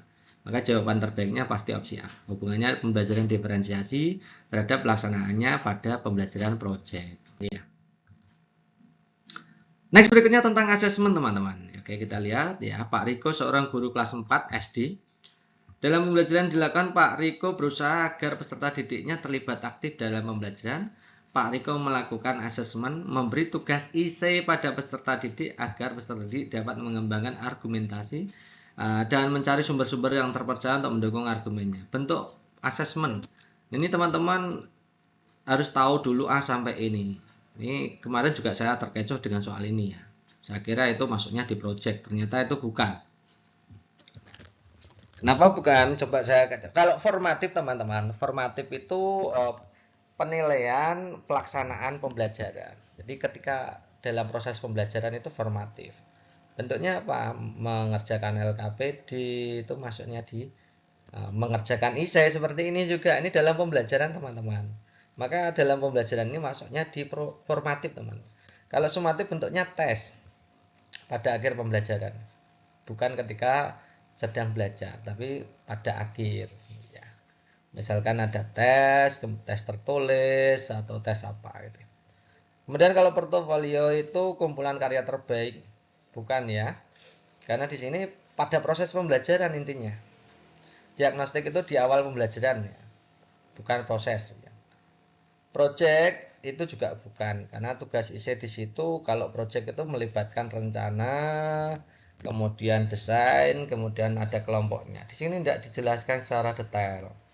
Artinya hanya dalam pembelajaran saja. Maka jawaban terbaiknya adalah formatif dan ini benar teman-teman. Setelah saya cek di soal simulasinya, kunci jawabannya benar adalah formatif. Selama pelajaran berlangsung, guru juga menilai partisipasi peserta didik. Kira-kira teknik asesmen yang tepat. Kalau partisipasi peserta didik berarti maksudnya di apa? Penilaian keterampilan ya kan, keterampilan partisipatif ya, keterampilan proses gitu ya. Oke, kita lihat opsinya dari A sampai E ini. Cek dulu itu masuk pengetahuan, keterampilan atau sikap kan gitu ya. A, wawancara itu sikap teman-teman. Saya jelaskan gini. Penilaian sikap itu biasanya dipakainya adalah jurnal atau observasi tertutup atau terbuka, wawancara, antar teman, penilaian diri. Ya, itu biasanya pakainya itu. Kemudian kalau pengetahuan itu biasanya pakai tes tertulis, lisan, penugasan tertulis. Ya. Nah, itu masuk di level pengetahuan. Kadang ditambahi dengan portofolio itu jarang masuk di pengetahuan. Kemudian di level keterampilan itu biasanya keterampilan praktik atau penyajian, membuat laporan itu juga keterampilan praktik ya. Kemudian produk ya, bentuk laporan itu juga produk. Kemudian portofolio, penilaian kinerja itu masuknya di penilaian keterampilan. Jadi teman-teman di sini karena partisipasi peserta maka masuknya di penilaian keterampilan ya. Kalau A tadi adalah penilaian sikap, B juga sikap observasi. Dokumentasi tidak termasuk jenis ya, tidak termasuk jenis penilaian. Kuesioner itu biasanya bisa digunakan untuk penilaian sikap karena kuesioner itu masuknya di penilaian diri, penilaian teman itu pakainya kuesioner. Soal tertulis itu masuknya di pengetahuan. Maka kira-kira yang paling cocok ya partisipasi yang peserta didik ya jenisnya yang observasi. Observasi itu kan yang observasi terbuka itu biasanya disebut jurnal, itu masuknya di penilaian sikap. Kalau observasi tertutup itu biasanya masuknya di keterampilan. Ya misalkan tes penilaian kinerja itu instrumennya yang dipakai ya observasi kinerja gitu ya. Maka jawabannya yang B. Setelah membelajarkan peserta didik, guru ingin mengetahui apakah materi yang disampaikan selama 2 jam sudah dipelajari sudah dipahami atau belum. Cara paling objektif teman-teman. Ini juga saya kemarin juga terkecoh nih dengan soal ini. Nanti teman-teman yang sudah beli ebook silakan di revisi ya jawabannya. Ini cara paling objektif dari A sampai E ini kemungkinan besar adalah objektif. Ini yang paling objektif yang mana gitu ya. Oke, kita lihat tes tertulis menjawab soal urean. Soal urean itu berpotensi subjektif. Baik dari sisi peserta didik maupun yang gurunya yang mengoreksi. Berpotensi subjektif. Kemudian B, tes tertulis pilihan ganda ini objektif. Tapi ternyata kelemahannya apa? kadang-kadang peserta didik itu tidak paham asal disilang saja jawabannya benar. Itu nanti akan jadi rancu kan gitu ya, akan tidak objektif lagi. Ada yang ngasal, ada yang nyontoh temennya kan. Kalau objektif kan, kalau apa namanya itu pilihan ganda kan berpotensi untuk itu. Meskipun pilihan ganda itu objektif, tapi ada yang lebih objektif lagi, yaitu yang di tes tertulis mencongkak atau apa namanya isian singkat, teman-teman. Isian singkat itu lebih bagus, lebih objektif daripada pilihan ganda kan. Kalau pertanyaan reflektif itu nanti subjektif ke peserta didiknya. Nah, tidak jujur gitu ya. Kalau orang terbuka jauh di luar ya, itu sangat tidak objektif, sangat subjektif ya, sangat subjektif. Maka jawaban terbaiknya opsi D. Bu Ani, guru bahasa Indonesia kelas 3, ingin mengetahui kemampuan peserta didiknya dalam menanggapi informasi penting dari teks yang dibaca. Rancangan asesmen yang mana? Ya, kemarin saya juga agak rancu ya. Ini menanggapi informasi. Menanggapi itu biasanya bentuknya bentuk keterampilan menanggapi ya. Tapi ternyata opsi pilihan gandanya dari A dan sampai ini tidak cocok ya. Kemudian saya mencoba dengan literasi yang lain, ternyata ketemu gini teman-teman. Ini menanggapi informasi penting dari teks yang dibaca. Proses menanggapi informasi penting itu kan kalau cara paling mudah adalah mencari pertanyaan, memberikan pertanyaan, di situ anak kan menanggapi pertanyaan itu, gitu kan. Nah, kita lihat opsi A. Tes tertulis memberikan beberapa pertanyaan. Maka yang dikerjakan siswa apa? Menjawab pertanyaan, artinya menanggapi kan. Kalau yang B, itu meminta peserta didik menuliskan informasi penting. Hanya menuliskan dan menanggapinya sebelah mana kan gitu. Ya, yang C mengumpulkan data informasi penting juga tidak menanggapi kan. Yang D mengumpulkan bahan bacaan juga tidak menanggapi. Yang E mencatat informasi penting juga tidak menanggapi. Meskipun proses menanggapi itu saya kira masuk di keterampilan, ternyata B, C, D, E keterampilan itu bukan jawabannya. Yang jawaban yang terbaik adalah A. Proses menanggapi dimulai dari pertanyaan kan, menanggapi pertanyaan gitu ya. Jadi jawaban yang terbaik adalah A. Pak Reno, seorang guru SD, telah menerapkan kurikulum merdeka dalam kegiatan pembelajaran. Pak Reno selalu melakukan asesmen awal. Kira-kira tujuan dari asesmen awal, bahasa lainnya adalah asesmen diagnostik ya teman-teman ya. A. Memberikan nilai, nah, bukan ya. Pemberian nilai itu bukan asesmen awal. Nilai itu biasanya asesmen akhir. Ya, asesmen formatif pun tidak diolah kan gitu. Maksudnya di asesmen akhir atau sumatif yang dipakai. Jadi A bukan. Yang B. Mengetahui kemampuan guru dalam melaksanakan proses pembelajaran. Mengetahui kemampuan guru itu bukan di asesmen awal. Itu harusnya kemampuan siswa sebelum pembelajaran dimulai. Gitu ya, melihat kesiapan siswa. Saya membandingkan kemampuan peserta didik juga bukan. Kalau membandingkan kemampuan peserta didik maksudnya di sumatif ya. Mengetahui mengidentifikasi kebutuhan belajar dan potensi peserta didiknya, ini bagus ya, ini paling benar yang D. Memberi nilai itu sumatif teman-teman. Ya. Next, apabila tujuan pembelajaran untuk melatih keterampilan menyajikan, maksudnya di keterampilan ya. Dengan presentasi kira-kira instrumen yang tepat, instrumennya apa? Kalau presentasi, instrumen ya, melakukan pengamatan diskusi, presentasi kok diskusi. Membuat rubrik penilaian laporan. Nah, penilaian laporan itu bukan presentasi. Membuat rubrik penilaian presentasi, yes. Wawancara, ini wawancara tidak cocok untuk penilaian keterampilan. Ini kan keterampilan. Wawancara masuknya di penilaian sikap ya teman-teman ya. Mengembangkan rubrik penilaian diskusi, bukan. Rubrik penilaian diskusi ya kalau diskusi. Ini kan keterampilan penyajian presentasi. Seorang guru sedang mengajarkan keterampilan berbicara. Peserta didik diminta untuk menceritakan kembali kisah kelinci kecil dan burung pipit secara runtut dengan menggunakan kata-kata sendiri. Selama proses belajar berlangsung, guru ingin memotret komentar peserta didik lain. Kira-kira yang bisa digunakan untuk melihat keterampilan berbicara dan memotret komentar peserta lain itu kira-kira yang mana? Ini termasuk pertanyaan pilihan ganda kompleks ya. Jawaban bisa lebih dari satu. Tinggal dicentang kotaknya gitu ya. Yang A, antar teman dengan lembar checklist performa bercerita. Yes, benar. Ini bisa memotret komentar peserta didik lain dari peserta didik yang maju atau mempresentasikan keterampilan berbicara. Yang B, tertulis. Tertulis ini tidak cocok untuk memotret komentar peserta didik lain. Biasanya memotret komentar peserta didik lain itu yang masuknya di penilaian sikap kan. Kalau B itu condong ke pengetahuan, C ke keterampilan, yang D ke keterampilan, yang E kinerja. Tapi di sini kinerjanya tetap dipakai karena ini sih keterampilan berbicara itu harus butuh penilaian kinerja kan. Nah, dengan skala penilaian yang diisi semua peserta didik ini masuk. Maka jawaban terbaiknya A dan E. Keterampilan berbicara bisa digunakan untuk penilaian kinerja. Kemudian memotret komentar bisa digunakan untuk penilaian antar teman. Tujuan pembelajaran yang dibuat oleh guru adalah peserta didik mampu menyebutkan contoh-contoh kearifan lokal. Kira-kira untuk mengukur tujuan pembelajaran tersebut tercapai atau tidak. Di situ teman-teman lihat itu menyebutkan contoh-contoh.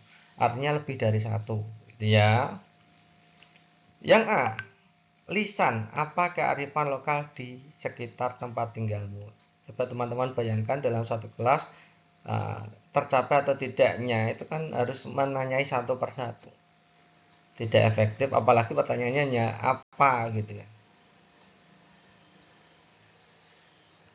Yang B, lisan, sebutkan kearifan lokal yang ada di sekitarmu. Ini masuk ya, menyebutkan contoh-contoh, ini sebutkan kearifan lokal, ini cocok ya. Level kognitifnya juga cocok, tapi tidak cocoknya dengan jenis tesnya. Tes lisan itu tidak terlalu cocok gitu ya. Yang C, tes tertulis uraian menyebutkan macam-macam kearifan lokal. Sebenarnya untuk uraian itu untuk menguji analisis ya.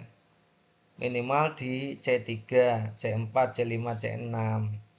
Menerapkan atau biasanya menganalisis atau mengevaluasi atau memprediksi atau dan lain-lain itu untuk uraian. Tapi di sini pertanyaannya cocok, sebutkan macam-macam kearifan lokal, artinya menyebutkan lebih dari satu kan gitu. Yang di tas tertulis uraian jelaskan, nah jelaskan ini maksudnya di level 2, C2 kan. Jadi bukan, tidak cocok, tidak bersesuaian dengan soalnya hanya menguji C1, menyebutkan contoh-contoh. Yang E, tes tertulis jawaban singkat, sebutkan satu contoh, ini hanya menyebutkan satu contoh. Apa satu contoh saja sudah cukup mewakili pembelajaran itu tercapai atau tidak tercapai? Kan tidak. Nah, maka jawaban terbaiknya kalau tidak B ya C. B ini tidak cocok di jenis tesnya, tidak efektif. C tidak cocok di jenis tesnya juga, uraiannya. Harusnya tes tertulis isian singkat, kalau isian singkat hanya satu ya. Jadi C saja lah. Yang paling bagus kelihatannya C. Sesuai ya, menyebutkan contoh-contoh berarti lebih dari satu kan. Next berikutnya tentang umpan balik teman-teman. Bagaimana kita memberikan umpan balik terhadap permasalahan siswa atau permasalahan pembelajaran ya. Seorang guru sedang mengajarkan keterampilan berbicara, dengan tujuan peserta didik dapat membaca suku kata yang diawali huruf B. Setelah pembelajaran selesai, sebagian besar peserta didik mencapai tujuan pembelajaran tersebut. Kira-kira kalau sebagian besar atau seluruh dari peserta didik itu mencapai tujuan, apa yang kita lakukan? Umpan balik yang cocok yang mana? Kita lihat ya. Menginformasikan pada peserta didik untuk mengikuti lomba, ya tidak harus begitu. Ini tidak terkait langsung dengan tujuan tadi ya. Yang B, menginformasikan bahwa jawaban peserta didik benar atau salah, ini juga tidak cocok. Pokoknya fokus saja ke di sini. Sebagian besar peserta didik mencapai tujuan pembelajaran. C, memotivasi peserta didik mempelajari materi selanjutnya. Yes, ini bagus. Karena semua atau sebagian besar sudah mencapai tujuan, maka dikasih motivasi aja. Itu ya. Karena tidak ada bermasalah ya. Tidak ada yang perlu ditangani kan. Nah. Kemudian yang dia menambahkan alternatif strategi berbicara yang baik dan benar. Itu kalau ada masalah, ini kan karena sudah mencapai tujuan ya selesai, tidak usah dikasih alternatif-alternatif lain gitu ya. Yang E memberikan apresiasi pujian terhadap pencapaian tersebut, yes. Maka jawabannya karena pilihan ganda kompleks, maka C dan E. Peserta didik kelas 3 sedang membaca teks informasi tentang kebersihan diri. Guru meminta peserta didik mendata kosakata baru terkait topik. Kemudian peserta didik membacakan kosakata. Ternyata beberapa peserta didik fasih membacanya, tapi sebagian besar kesulitan membaca. Membaca apa? Kosakata tadi kan gitu ya. Nah, ini berkebalikan dengan soal tadi. Kalau tadi sudah sebagian besar sudah bisa, ini yang sebagian besar belum bisa. Artinya masalah itu kita harus berikan umpan balik untuk mengatasi masalah itu. Masalahnya apa tadi? Tentang ketidaklancaran membacakan kosakata gitu ya. Yang A, memotivasi peserta didik agar bisa membaca cepat. Mungkin bisa, tapi ini tidak terkait langsung dengan membaca kosakata ya. Membaca cepat tidak cocok ya. Menyampaikan evaluasi enggak, memberikan tips-tips menghafal isi teks secara efektif. Menghafal isi teks ini enggak masuk ya. Menyodorkan berbagai metode pembaca pemahaman ini bisa membantu peserta didik kalau membaca pemahaman. Mengulang pembelajaran dengan tutor sebaya enggak mungkin teman-teman. Ini enggak membantu langsung. Sebenarnya C itu menghafal ini tidak cocok, tapi karena A, B, C, D, E bentuknya adalah apa namanya ini pilihan ganda kompleks itu biasanya minimal jawabannya 2, 3 jarang, 2 itu biasanya, 1 kelihatannya belum pernah ada 1 ya. Maka jawaban terbaiknya ya harus ada 2 seperti ini. Kalau mengulang tidak mungkin, memberikan evaluasi nggak mungkin. Yang A kemungkinan iya, tapi A dan C ini kelihatannya yang lebih menjurus ke kesulitan, menghadapi kesulitan siswa yang C. Jadi kita putuskan saja ya yang C dan D. Teman-teman boleh berkomentar kalau punya jawaban lain gitu ya.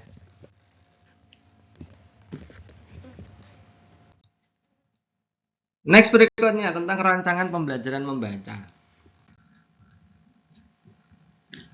Ini berarti keterkaitannya dengan pemahaman tentang proses pembelajaran, langkah pembelajaran ya. Seorang guru sedang mengajarkan keterampilan menulis teks deskripsi untuk peserta didik fase B. Tujuan pembelajaran yang ingin dicapai adalah mampu menulis teks deskripsi dengan rangkaian kalimat yang beragam, informasi yang rinci, akurat dengan topik beragam. Untuk persepsinya, guru bertanya kepada peserta didik tentang tempat umum apa yang pernah mereka datangi. Guru kemudian memutarkan video deskripsi tentang stasiun. Peserta didik dan guru berdialog tentang stasiun. Setelah itu peserta didik mengamati berbagai gambar tempat umum yang ditayangkan guru. Peserta didik diminta untuk memilih salah satu tempat umum itu. Lalu peserta didik menuliskan kosakata yang tepat tempat umum yang dipilih guru. Tempat umum yang dipilih, kemudian guru berkeliling untuk mendampingi peserta didik dalam menemukan kosakata. Kira-kira setelah menemukan kosakata itu kira-kira apa yang langkah yang terbaik yang bisa lanjutkan. Yang A, mempresentasikan kosakata tersebut di depan kelasnya agar siswa lain mengetahui. Mempresentasikan juga bisa, tapi di situ fokusnya teman-teman lihat itu. Tujuannya menulis teks deskripsi ya. Yang B, mendiskusikan kosakata dari berbagai topik tempat umum secara kelompok. Ini juga tidak langsung ke tujuan teman-teman. C, membuat laporan tentang daftar kosakata terkait tempat umum yang dipilih. Oke, ini tapi juga tidak cocok. Mengembangkan kosakata menjadi paragraf deskripsi yang rinci dan sesuai. Ini sesuai dengan tujuan ya. Yang E, menghafalkan kosakata. Menghafalkan kosakata ini tidak cocok dengan tujuan gitu ya. Kemungkinan besarnya jawabannya adalah mengembangkan kosakata. D gitu ya. Tapi ada kemungkinan juga sebelum dikembangkan mendiskusikan kosakata dulu.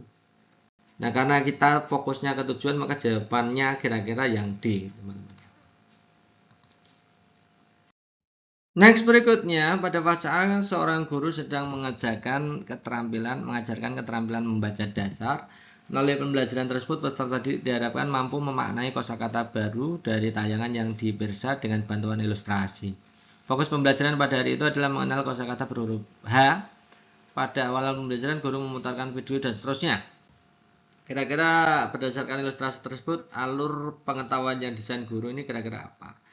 tentu saja kalau kita lihat di situ ada kata-kata memutarkan video lagu anak-anak, kemudian berlatih melafalkan, menampilkan gambar binatang. Ini berarti konkret dan kontekstual jawabannya. Pada pembelajaran bahasa Indonesia kelas 1, seorang guru ingin melihat kemampuan peserta didiknya dalam membaca nyaring kartu yang diawali babebu. Rancangan rubrik. Nah, ini udah pernah kita bahas ya, kalau membaca huruf itu salahnya. Harusnya mengenali huruf, kemudian mengeja suku kata, kemudian baru membaca kata. Maka jawabannya D ini. Seorang guru akan mengajarkan keterampilan menulis teks naratif. Ya, tujuan pembelajarannya adalah menyampaikan gagasan imajinasi secara indah dan menarik dalam bentuk prosa dengan menggunakan kosakata secara kreatif. Ada desainnya di situ tersedia 5. Guru menyediakan berbagai alternatif tema, peserta didik mengeksplorasi berbagai kosakata, peserta didik menyusun kerangka teks narasi, peserta didik mengembangkan kerangka teks narasi, kemudian peserta didik melakukan pair editing bersama. Oke, untuk menstimulus kreativitas, teman-teman di situ lihat kreativitas ya. Kita lihat opsi pilihan gandanya A, sebelum mengeksplorasi kata, peserta didik mendaftar. Nah, kalau mendaftar saja ya tidak kreatif ya. Yang B, ketika melakukan pair editing, peserta didik dianjurkan menggunakan daftar panduan. Menggunakan daftar itu juga bukan kreatif. Yang C, pada saat mengembangkan kerangka hingga menjadi teks naratif, peserta didik memperhatikan unsur-unsur. Itu bukan memperhatikan unsur-unsur berarti bukan kreatif ya, tapi kritis ya. Kemudian kegiatan eksplorasi kata-kata yang berkaitan dengan tema dilakukan dengan studi multiliterasi, mulai dari bukunya ini baru kreatif ya.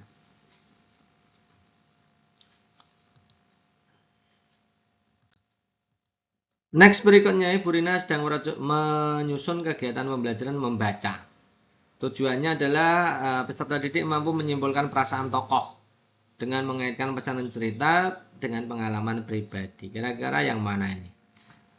Ada desainnya dari yang pertama adalah peserta didik menjawab pertanyaan pemantik guru tentang berbagai perasaan yang dialami peserta didik sehari-hari. Kemudian peserta didik menyimak kata pengantar dari guru. Oke. Peserta didik bersama dengan guru mengidentifikasi mimik wajah dan seterusnya. Kira-kira agar bisa memantik kreativitas peserta didik yang mana? Saya sengaja di situ kasih bold hitam ya. Yang A, setelah mengidentifikasi pesan situasi yang diceritakan guru, peserta didik mendiskusikan. Nah, mendiskusikan itu bukan keterampilan kreatif tapi kolaboratif ya. Peserta didik mengamati ekspresi. Mengamati ekspresi itu kemampuan analitis, bukan kreatif ya. Sebelum pembelajaran peserta didik menghafalkan. Nah, menghafalkan itu tingkat rendah ya. Tidak usah dibahas ya. Yang D, pada awal pembelajaran peserta didik membuat peta konsep. Membuat peta konsep itu juga kreatif. Masuk nih ya. Setelah menyelesaikan diskusi, peserta didik membuat poster. Membuat poster ini bagus ya. Nah, kalau yang D itu di awal, kalau yang E itu di akhir. Padahal di situ pertanyaannya agar bisa memantik kreativitas peserta didik yang lebih kreatif yang mana, membuat peta konsep atau membuat poster? Ya, membuat poster ya tentunya ya. Sesuai dengan tujuan. Next berikutnya tentang desain pembelajaran pengembangan kemampuan berpikir. Nih, seorang guru SD berharap peserta didiknya mampu menjelaskan, membuktikan teorema Pythagoras. Ini tujuannya menjelaskan, membuktikan. Ya. Dalam salah satu langkah pembelajaran kelas, peserta didik diminta untuk menganalisis langkah-langkah pembuktian. Kalau menganalisis masuknya di nilai A, kritis matematis. Kalau representasi matematis itu mengubah bentuk kontekstual menjadi bentuk matematis. Kalau kreatif itu ide-ide penyelesaian, maksudnya di kreatif. Kemudian kalau komunikasi itu mengkomunikasikan, kalau algoritmis itu tentang prosedur teman-teman, kecakapan prosedur. Karena di sini menganalisis maka masuknya di kritis. Pada kegiatan inti pembelajaran matematika di SD, guru memberikan masalah pada peserta didiknya sebagai berikut. Jika diketahui persegi panjang memiliki ukuran panjang P dan L, buat sebanyak-banyaknya bangun datar yang memiliki keliling sama dengan persegi panjang tersebut. Yang dinilai adalah 4 komponen, yaitu kelancaran atau fluensi, keluasan, flexibility, dan keaslian. Kegiatan intinya apa? Nah, setelah saya pelajari di kisi-kisi UKPPG yang tahun lalu, ternyata kisi-kisinya tidak ada hubungannya dengan divergen dan konvergen, teman-teman. Meskipun divergen itu jawaban benar, itu ya, divergen meskipun jawaban benar, tapi di kisi-kisinya hanya membahas tentang meningkatkan kemampuan analitis, meningkatkan kemampuan pemecahan masalah, analitis pasangannya dengan pemecahan masalah, kemudian yang kedua kreatif itu hubungannya dengan inovatif, kemudian komunikatif dan kolaborasi. Ini tidak ada hubungannya dengan divergen konvergen ya. Nah, kalau kita lihat di situ, kalau buatlah sebanyaknya bangun datar berarti banyaknya bangun datar berarti masuknya di kreatif, teman-teman, berpikir kreatif.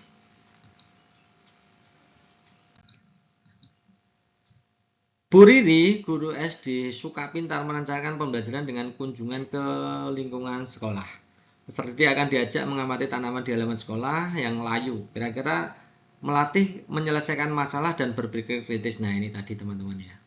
Berpikir kritis itu masuk bersatu atau bersandingan dengan menyelesaikan masalah. Kalau yang kreatif itu bersandingan dengan inovasi ya. Kira-kira letaknya di mana? Ini setelah dianalisa ternyata jawabannya adalah ketika mengidentifikasi masalah. Proses awal itu masuknya di kritis dan menyelesaikan masalah. Ini. Kemudian kalau membuat rencana itu nanti masuknya di kreatif. Ya, kemudian menyelesaikan masalah tanaman layu ini masih terlalu umum, menganalisis ini juga kritis. Tapi menganalisis solusi ya itu juga tidak terlalu signifikan ya, yang memang yang dua-duanya masuk itu yang A.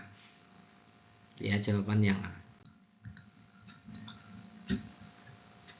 Terdapat banyak masalah yang terkait dengan lingkungan di sekitar tempat tinggal. Untuk melatih kemampuan berpikir kritis, ini juga berpikir kritis, pada kegiatan belajar IPA, guru memberikan masalah sering muncul yaitu hujan. Musim hujan banyak banjir. Nah, guru meminta peserta didik memikirkan upaya mengatasi banjir sampai menentukan solusi banjir. Nah, langkah berikutnya yang harus guru sampaikan untuk dituliskan dalam lembar kerja kira-kira apa? Sebelum sampai menentukan solusi. Sebelum sampai ke solusi itu apa? Ya, paling tepat di antara A dan E ini, A sampai E ini ya. Yang A menentukan akar permasalahan ini masih terlalu umum. B mencari penyebab terjadinya banjir mungkin ini. Kalau mau cari solusi tahu sebabnya dulu. Misalkan karena penggundulan hutan maka adanya reboisasi gitu kan gitu. Misalkan ada pembuang sampah membuang sampah di sungai maka harus ada pembersihan sungai. Itu jadi solusi itu menyesuaikan dengan sebab ya. Terakhir itu tentang pembelajaran inklusi teman-teman. Ini dalam satu kelas ada 3 peserta didik berkebutuhan khusus tunanetra. Kira-kira konten belajar apa yang bisa kita sajikan untuk tunanetra? Kita lihat opsi A. Ini bentuknya tanda centang berarti pilihan ganda kompleks. Menyediakan materi berupa audiobook dan untuk ketiga anak tersebut yes. Audiobook. Nah, buku yang bisa dicerna lewat pendengaran karena di sini tunanetra ya. Membuat rangkuman materi dalam format huruf yang dapat dibaca oleh mereka atau braille. Masuk ya. Menggunakan media pembelajaran dari luar negeri enggak ada hubungannya gitu ya. Yang dia memindahkan materi ke aplikasi yang dapat diakses ketiga anak tersebut yes masuk. Memberikan pemahaman ini bukan, maka jawabannya adalah A, B, dan D. Saat pembelajaran menyimak puisi melalui audio di kelas 4, Adi dan Tuti mengalami kesulitan mengikutinya karena punya masalah pendengaran. Kira-kira supaya pembelajaran bisa dilaksanakan untuk juga Adi dan Tuti juga mengikuti kira-kira yang apa? Nah, ini teman-teman kalau ada inklusi yang seperti ini, teman-teman pastikan tidak memiliki pengetahuan seperti itu, maka harus ada pendamping terstruktur. Ada pendampingan di situ, teman-teman. Ada pendampingnya.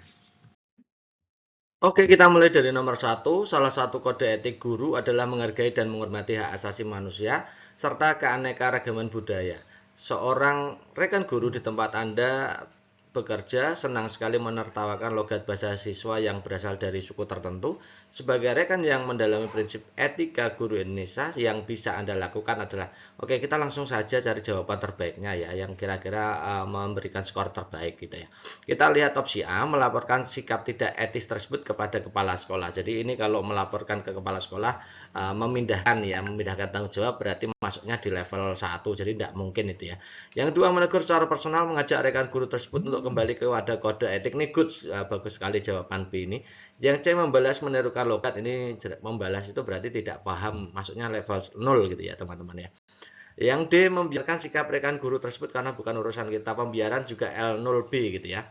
Menegur rekan guru tersebut dengan kasar agar jeda dan tidak mengulangi hal tersebut lagi. Itu lebih baik daripada membiarkan. Ini masih juga L0 juga. Maka jawaban terbaiknya pasti opsi B. Nomor berikutnya, Pak Rio mendapati di sekolah tempat mutasi rekan kerjanya tidak ramah dan suka mengusik. Suatu hari rekan sesama guru tersebut membicarakan hal-hal buruk tentang Pak Rio di belakangnya. Dan Pak Rio mendengar hal tersebut. Jika menjadi Pak Rio, maka yang akan Anda lakukan adalah, ya, kita langsung aja analisis jawabannya gitu ya. A, melaporkan perbuatan. Nah, kalau melaporkan perbuatan masuknya di level 1. Yang B, menegur secara personal, mengajak rekan tersebut bicara dari hati ke hati, goods ya. Yang C, menegur kasar, itu level 0 ya, level tidak paham, L0C kelihatannya ya. Yang D, mendiamkannya artinya membiarkannya, berarti L0B. Yang E, membalasnya dengan ikut membicarakan hal buruk, ini lebih parah lagi, ini L0A ini ya. Maka jawaban terbaiknya pasti opsi B. Oke, next berikutnya Pak Putra membuat rancangan pembelajaran esok hari dengan media digital yang kontennya disesuaikan dengan materi membaca denah. Di tengah proses membuat bahan ajarnya, Pak Putra diminta kepala sekolah untuk membantu menyelesaikan nilai rapot yang belum selesai di entry.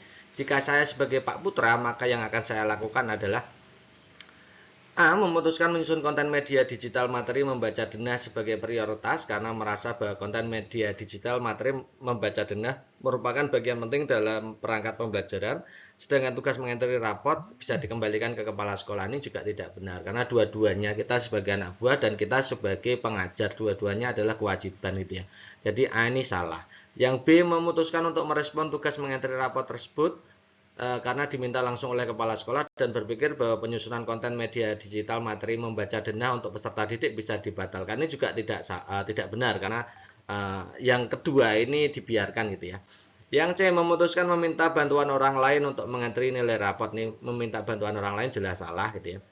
Yang D, memutuskan menyusun konten media digital materi membaca denah sebagai prioritas karena merasa bahwa membuat konten media digital materi denah merupakan salah satu tugas utamanya sebagai pendidik dalam mendesain pembelajaran efektif bermakna menyenangkan. Sedangkan mengentri rapot bisa dikerjakan di waktu jeda. Ini dua-duanya, ini karena dua-duanya dipenuhi, maka opsi D ini kira-kira yang paling paling tinggi ya gitu ya teman-teman. Nomor berikutnya, sebagai pengelola dana BOS, Bu Ana diminta oleh kepala sekolah membuat kwitansi kosong. Belakang Bu Ana tahu bahwa kepala sekolahnya membeli laptop baru dan menggunakan kwitansi kosong yang pernah dibuatnya untuk kegiatan yang sebenarnya tidak pernah ada. Yang akan Anda lakukan jika Anda menjadi Bu Ana adalah titik-titik. Jadi ini Bu Ana ini apa namanya itu, ternyata diajak ya, atau dihadapkan pada situasi yang memerlukan integritas gitu ya.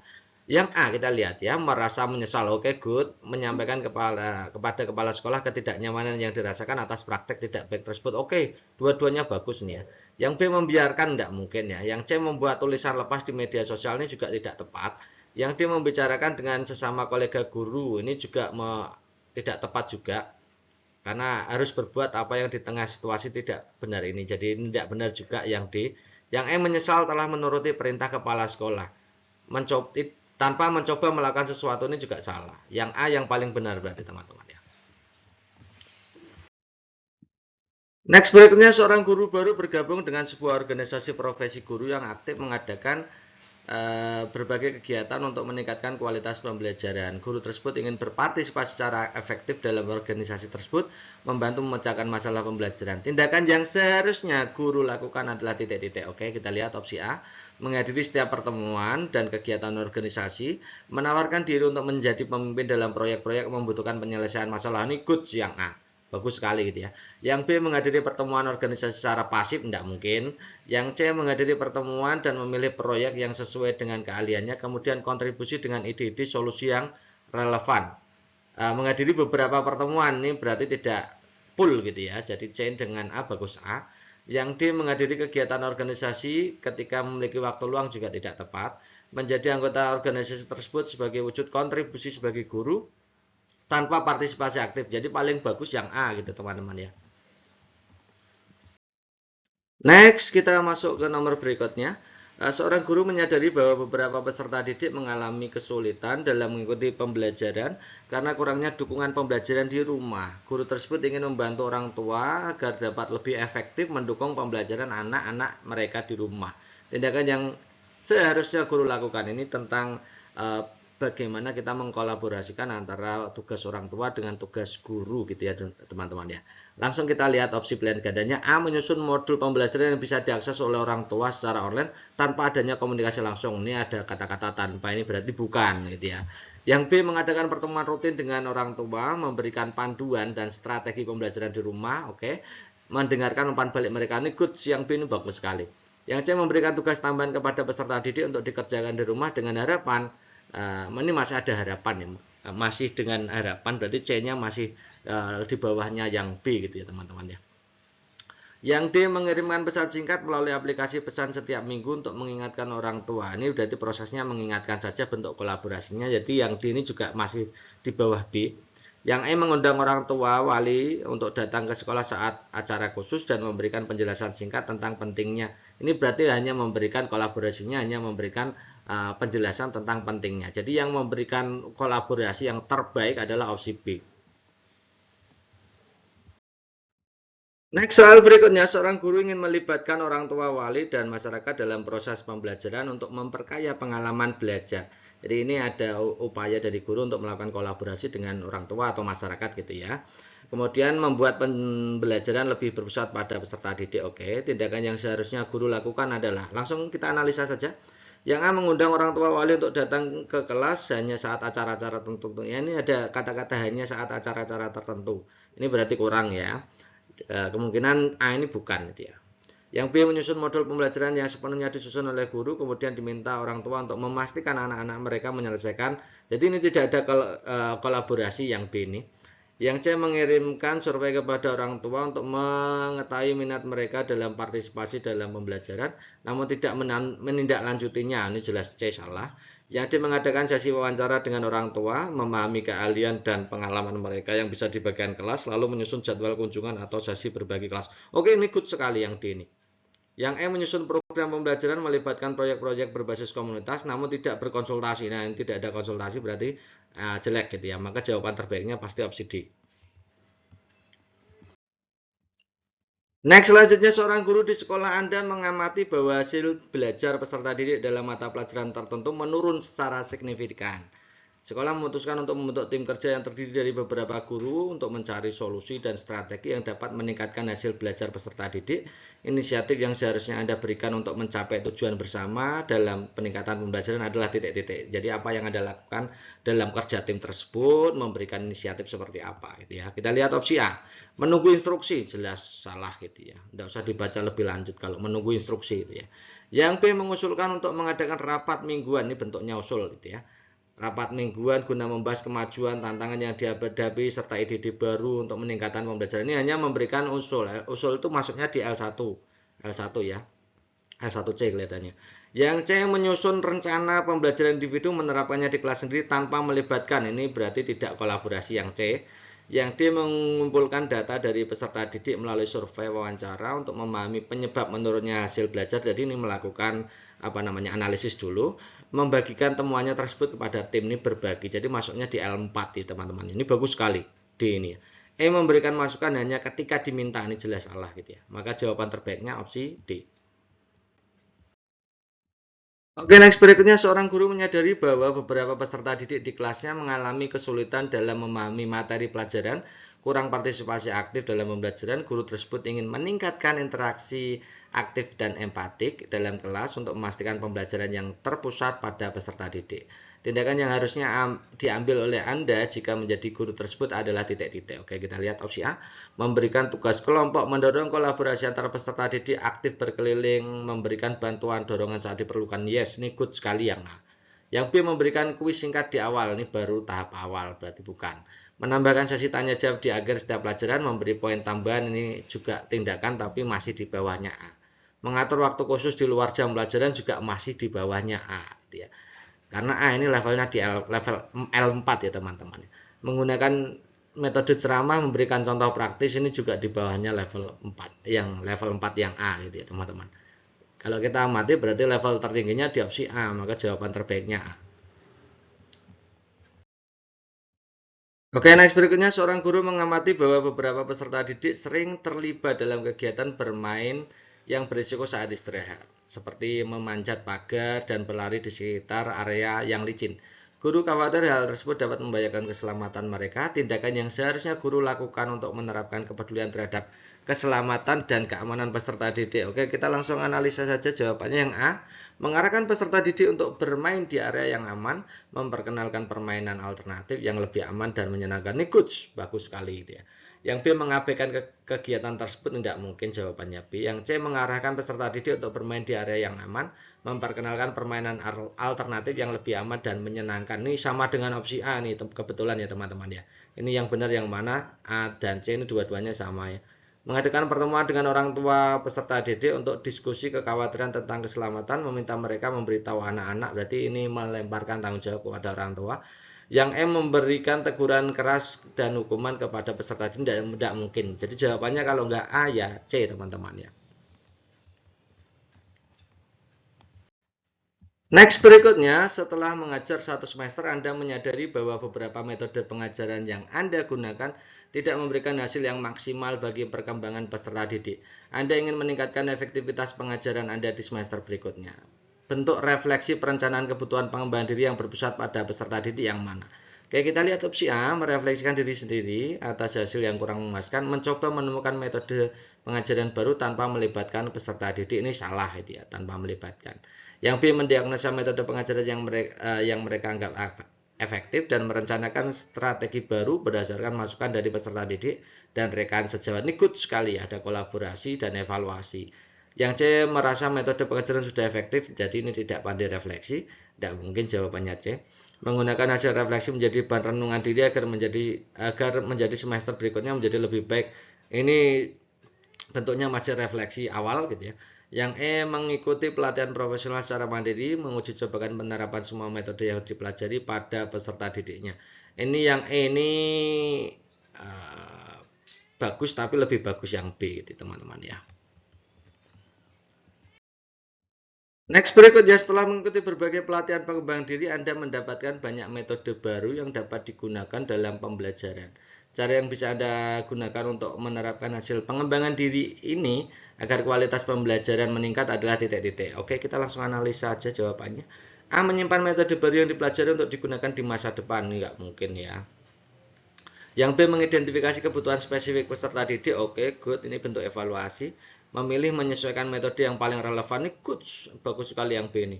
Yang C, mengikuti pelatihan profesional secara mandiri, berarti masuk L2, masih tahap mencari itu ya. Jadi L2 tipe B. Yang D, menerapkan semua metode baru secara bersamaan tanpa menyesuaikan. Ini berarti tidak paham, L0 itu ya. Memilih beberapa metode yang dianggap paling inovatif dan menerapkannya di kelas tanpa melakukan evaluasi. Ini L2 tapi tanpa evaluasi gitu ya teman-teman. Jadi jawaban terbaiknya pasti opsi B. Next berikutnya, seorang guru sedang mengajar di kelas dan mendapati seorang peserta didik yang terus-menerus mengganggu proses pembelajaran. Guru tersebut tahu bahwa peserta didik ini memiliki masalah di rumah yang mempengaruhi perilakunya di sekolah. Sebagai guru yang ingin menerapkan makna tujuan pandangan hidup berdasarkan prinsip moral dan keyakinan terhadap Tuhan Yang Maha Esa, tindakan yang sebaiknya Anda lakukan jika menjadi guru tersebut adalah titik-titik. Oke, kita lihat A. Mengajak peserta didik tersebut berbicara secara pribadi setelah kelas selesai, memahami masalah yang dihadapi, mencari solusi bersama. Ini good sekali. Ini kemungkinan besar jawabannya A. Yang B, meminta peserta didik tersebut untuk keluar dari kelas sejenak untuk merenungkan perbuatannya. Ini berarti mengusir sementara ya. Jadi B ini kurang ya. Yang C, memberi teguran keras, jadi tidak mungkin. Yang D, menyampaikan perilaku peserta didik tersebut kepada kepala sekolah, jadi pelimpahan tanggung jawab, tidak mungkin. Yang E, memaklumi, tidak mungkin lagi. Maka jawaban terbaiknya pasti opsi A. Next, berikutnya Anda adalah seorang guru di sebuah sekolah dasar. Suatu hari Anda mengetahui bahwa salah satu rekan kerja Anda yang juga guru memberikan nilai yang tidak adil kepada beberapa peserta didik karena alasan pribadi. Berarti ini pelanggaran etik ya. Anda tahu bahwa tindakan ini melanggar kode etik guru. Sebagai rekan guru kerja sekaligus guru, yang harus Anda lakukan untuk menangani situasi ini kira-kira apa? Oke, kita lihat yang A. Mengabaikan masalah ini tidak mungkin. Yang B, mengumpulkan bukti-bukti, melaporkan rekan kerja tersebut secara anonim ke komite etik sekolah, ini juga tidak mungkin dia. Yang C, mengajak rekan kerja tersebut berbicara secara pribadi untuk memahami alasannya, menasihatinya agar memperbaiki nilai peserta didik sesuai dengan kinerja mereka. Oke, good nih yang C. Yang D, mendiskusikan masalah ini kepada kepala sekolah, jadi tidak mungkin ada pelibatan orang lain ya, pihak lain tidak mungkin. Yang E, menegur rekan kerja tersebut secara langsung di depan guru-guru lain, ini mempermalukan juga, ini tidak mungkin. Maka jawaban terbaiknya opsi C, kelihatan sekali ya. Oke, itu dulu teman-teman untuk pembahasan kita kali ini. Jangan lupa untuk teman-teman, bagi teman-teman yang ingin untuk pembahasan lebih banyak tentang soal-soal dan jawabannya gitu ya teman-teman, di Daring Majana sudah menyediakan e-book. Jadi e-book itu sudah lengkap ya. Nah, isinya ada SJT PCK tentunya, ada soal simulasinya di situ, dan FR asli piloting 1 dan 2 teman-teman. Jadi dikomparkan saja teman-teman untuk simulasi piloting 1 dan piloting 2. Sebenarnya semuanya itu punya rule yang sama, tadi saya sudah menjelaskan ya. Sudah menjelaskan bagaimana cara menjawabnya ya. Harganya Rp50.000. Bagi teman-teman yang berminat silahkan chat WA di 085712166998. Di chat WA saja ya teman-teman ya. Nah, insya Allah amanah kok gitu ya. Oke, itu dulu teman-teman untuk program kita yang pertama ya, sekedar pengenalan dulu supaya tidak terlalu stres gitu ya teman-teman ya, menghadapi UKP PPG yang piloting gitu ya. Terima kasih atas perhatiannya dan tetap stay tune bersama channel kita tercinta dari My Channel. Wassalamualaikum warahmatullahi wabarakatuh.